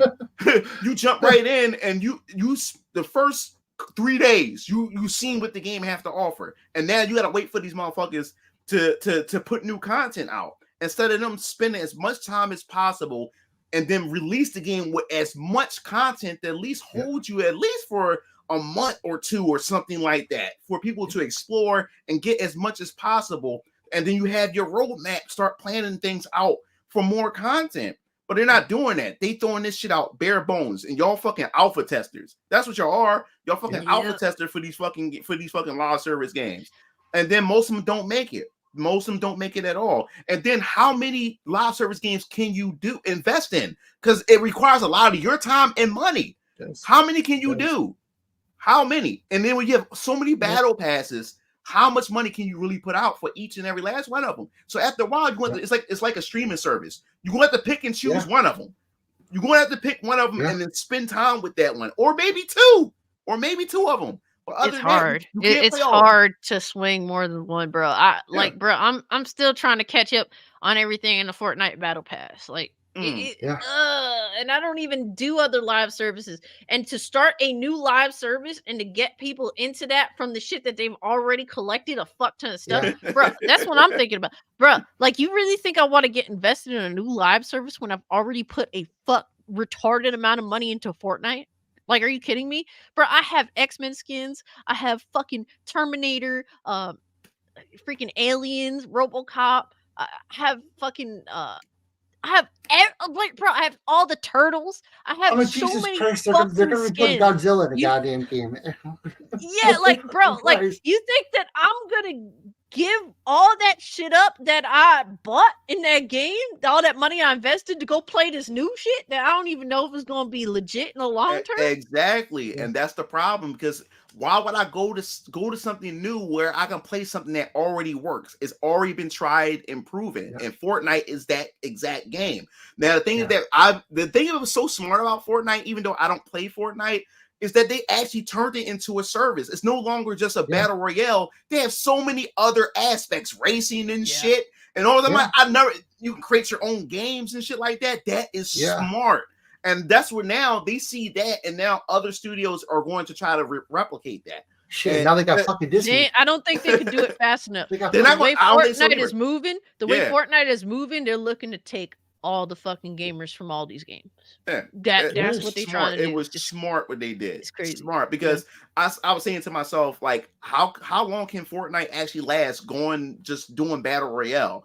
I think they had that in their head, like, yo, we want to start diversifying this shit in order to keep this shit going. And I think that's the smartest thing they have done. You can lock shit down and show them why we're pretty much the place to go. Yeah, right? Man. It's and scary, Roblox, but true. Even Roblox, they took that game plan from Roblox, because I remember one time I got on the internet, because my daughter played Roblox, and I remember I was on YouTube, and I saw this game that's like Call of Duty, and they said, you ain't gonna believe this shit. This shit is from Roblox. I said, get the fuck out of here. That's Roblox. If somebody made Tekken 7 in Roblox, I was like, get the fuck out of here. And I said, you can do this. I thought it was just Lego shit. Like you just do dumb shit as a kid. But no, I didn't know it was that versatile, that you can do so much with Roblox. And then when Fortnite announced that they having a racing thing, I said, yeah, this shit that Roblox did. I said, smart. They've diversified that you can, that is as a service, it's an engine that you can just create. That's smart. That is fucking smart. Think about it. That's your ball team, man. They said, okay, you get Roblox. Fuck that. Fuck all that Roblox. We're gonna give you real fucking Legos. That's crazy. Yeah. That's crazy, man. Yeah. And then when it comes to live service, if it's going to be successful, you just need a team that's just dedicated to that one live service game. Because when you look at Ubisoft is just ass right now, and they're not doing well at all. If anything, I would say fuck Assassin's Creed for now and just focus on the Division. Just work on the Division and make that game as big as possible, and just run that for a long time. And while in the background, figure out what to do with Assassin's Creed. But just, I would say, put all your focus on the Division and expand that shit. Maybe. I know that they're planning the next Division. I think is going to be a free-to-play game. I don't know. Yeah, it's be free to play. Yeah. Yeah, I heard that it was. Who knows what they're going to do, man? I don't know, like Ubisoft is busy trend chasing. They don't like think to, I don't know, future proof themselves, I guess. They kind of just have that Rainbow Six Siege and been running with that ever since. And now they're losing footing. So they're trying to figure that all out. I mean, I like the Division, so I'm interested, naturally. But yeah, I was never a fan of Ubisoft. Like, I didn't really own a lot of their games or whatever. I thought it was an okay company to begin with, but yeah, they still fell off because I remember like long time ago when the first Assassin's Creed was announced, that shit was a big deal, especially when it came out for the original Xbox and shit like that. And I remember, was it originally? No, I mean 360, I think. Yeah, it was 360, my fault. When it came out for the 360, when I first seen that game, and it was like open world, I thought like shit, like I don't think gaming can get any better than this. How big that world was at the time. And they was leading the charge in that. And then I don't know what happened. These motherfuckers just started going to milk. They was just milking that shit after that. Like every year it was a new Assassin's Creed game. I said, y'all fucking it up now. Like Assassin's Creed should be like that one thing where like how Star Wars is an event. When a Star Wars, every time back in the day when Star Wars was announced and was released in the theaters, it was a fucking event. Assassin's Creed should have been that type of series. It's a fucking event when an Assassin's Creed game come out. You gotta like stop everything, but then every year or every other year it was a new Assassin's Creed game.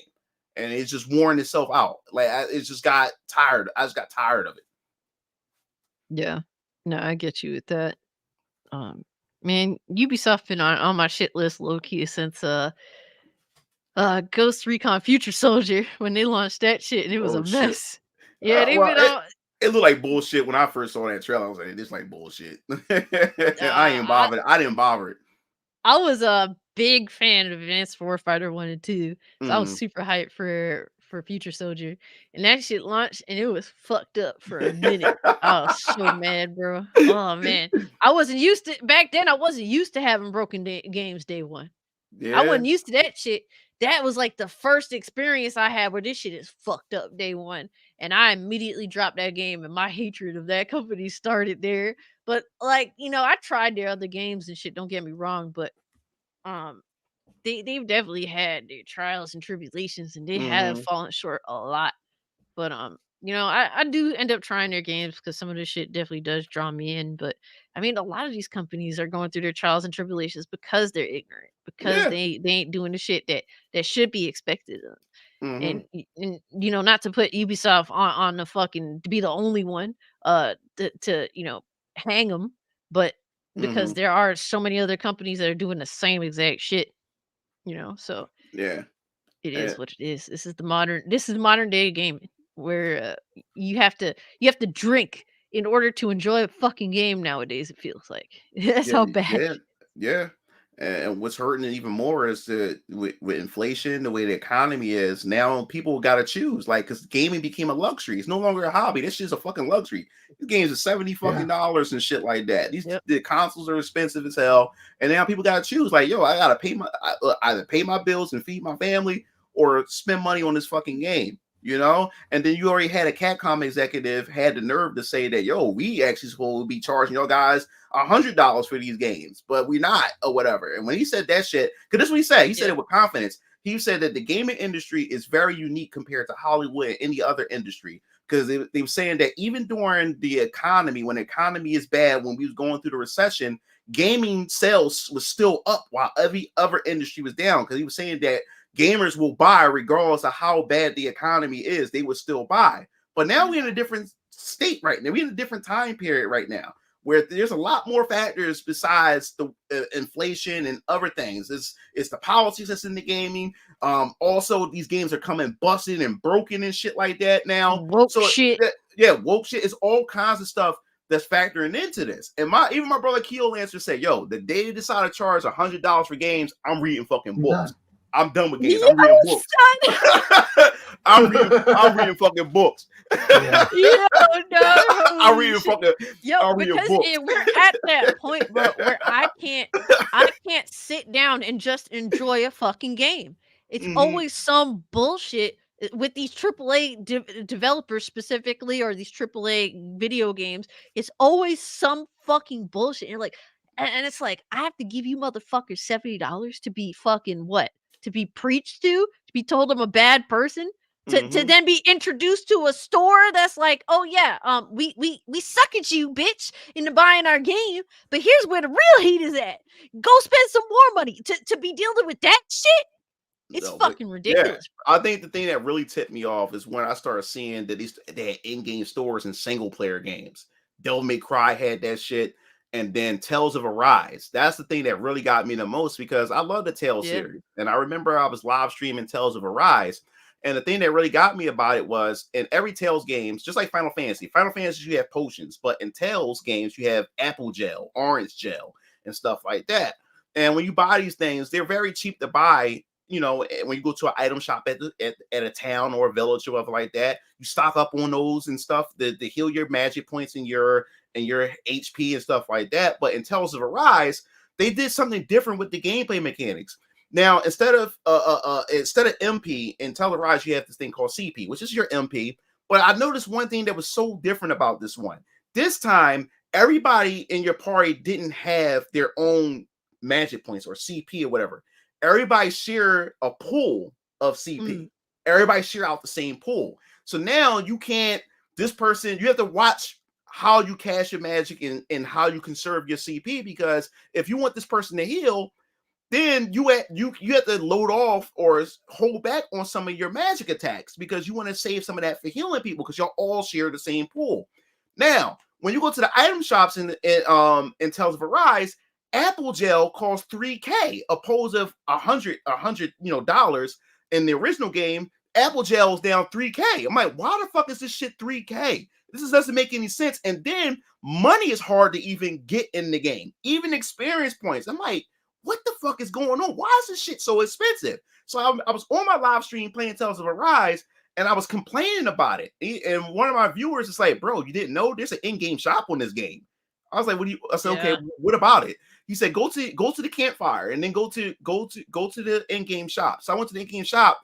You can use real currency to get money or to buy potions and buy resources to craft your weapons and everything. I said, why you need this in a single player game? So then it dawned on me. So now the difficulty of the game, the grinding of the game is artificial.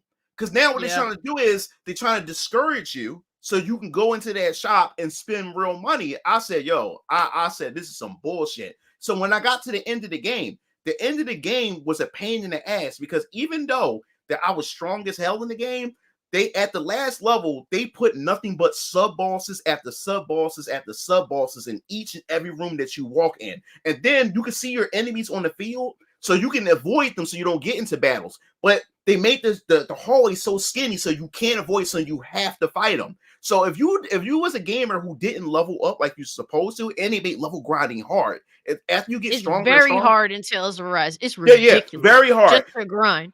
You get no fucking XP. Exactly. Like, set up. So I said, so how can I level grind when I can't get experience points? So my little brother DX Strike, he said, yo, bro, there's a temple under this one area where there's birds. At every 2 fights, you will go up a level. Every 2 fights. So I was level 40.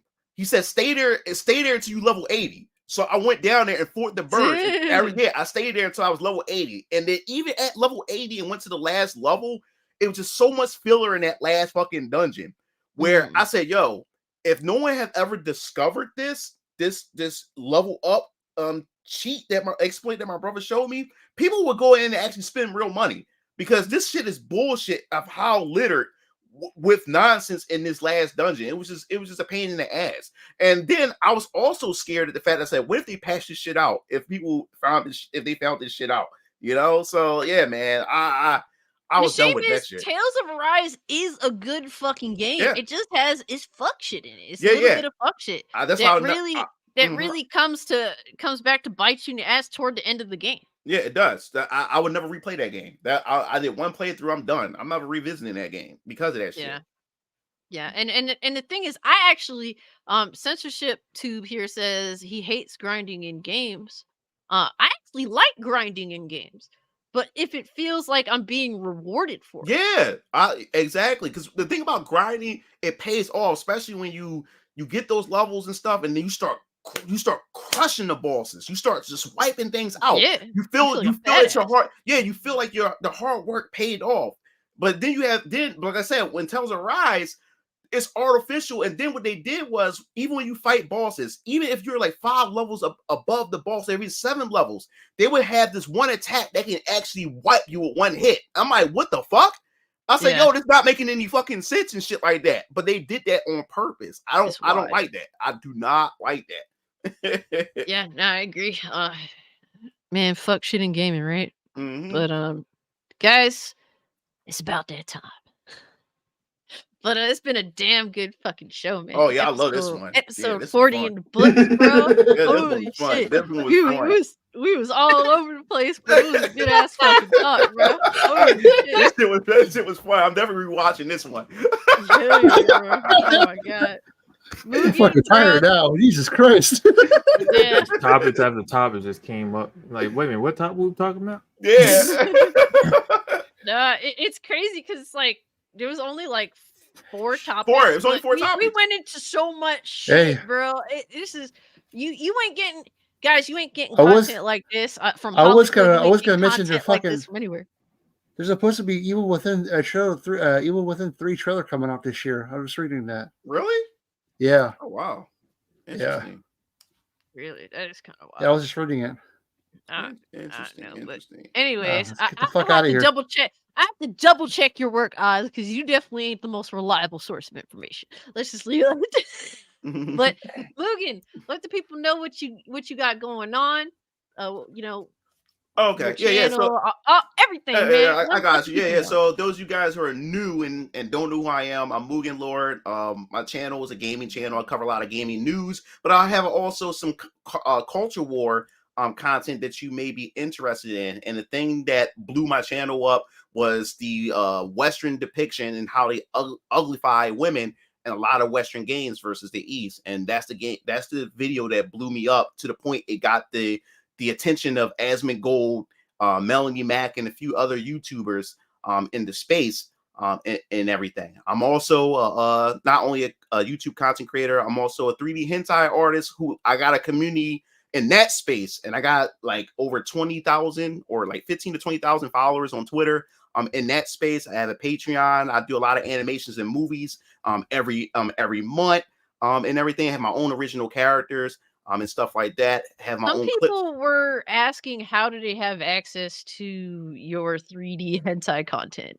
Oh, I guess I can give you the links to my stuff and everything as well. Hey man, chat, don't say I never looked out for y'all because I saw y'all talking about it. Yeah. So I'll definitely give Cassie the link and stuff. She can do that for y'all.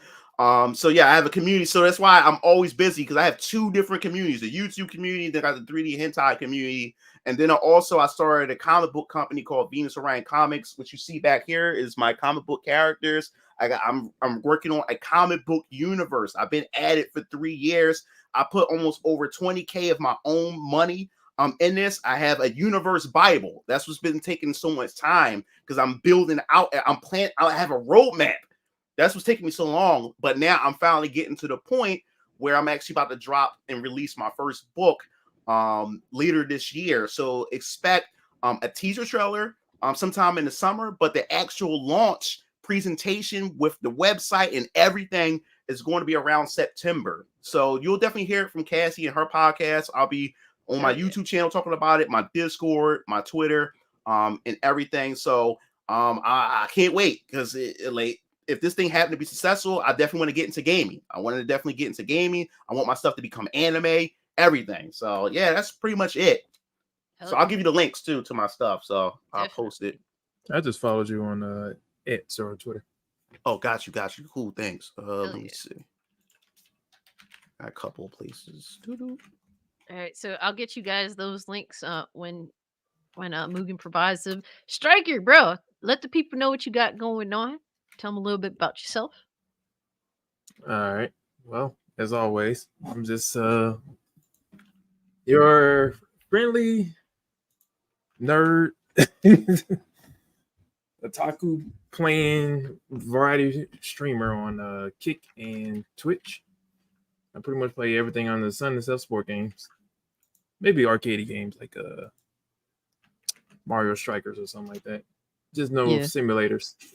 I'm pretty much playing anything and everything under the sun. Mainly, my forte is fighting games and some shooters. Right now, I'm playing Tekken and Mortal Kombat and Guilty Gear as my main games right now. Okay, that's what's up. Yeah, I know you big into that fucking Final Fantasy right now. Holy shit. Oh yeah, right now I'm definitely on Final Fantasy Rebirth. Final Fantasy 7 series is my favorite, so that's what I've been mainly on. I'm putting 9 hours in that game, on stream at least. About to be some more tomorrow. So you guys looking for that kind of content? You want to see people play through Final Fantasy 7 Rebirth? Definitely check out Striker's channel. I posted his Twitch. You want me to post your kick as well, right? Yeah, you can post both. All right, cool. So if you definitely, all right, here's Mugen's Patreon. Let me get kick. I've been on kick in a minute. I ain't gonna lie. Right there we go. Both on Putting all these.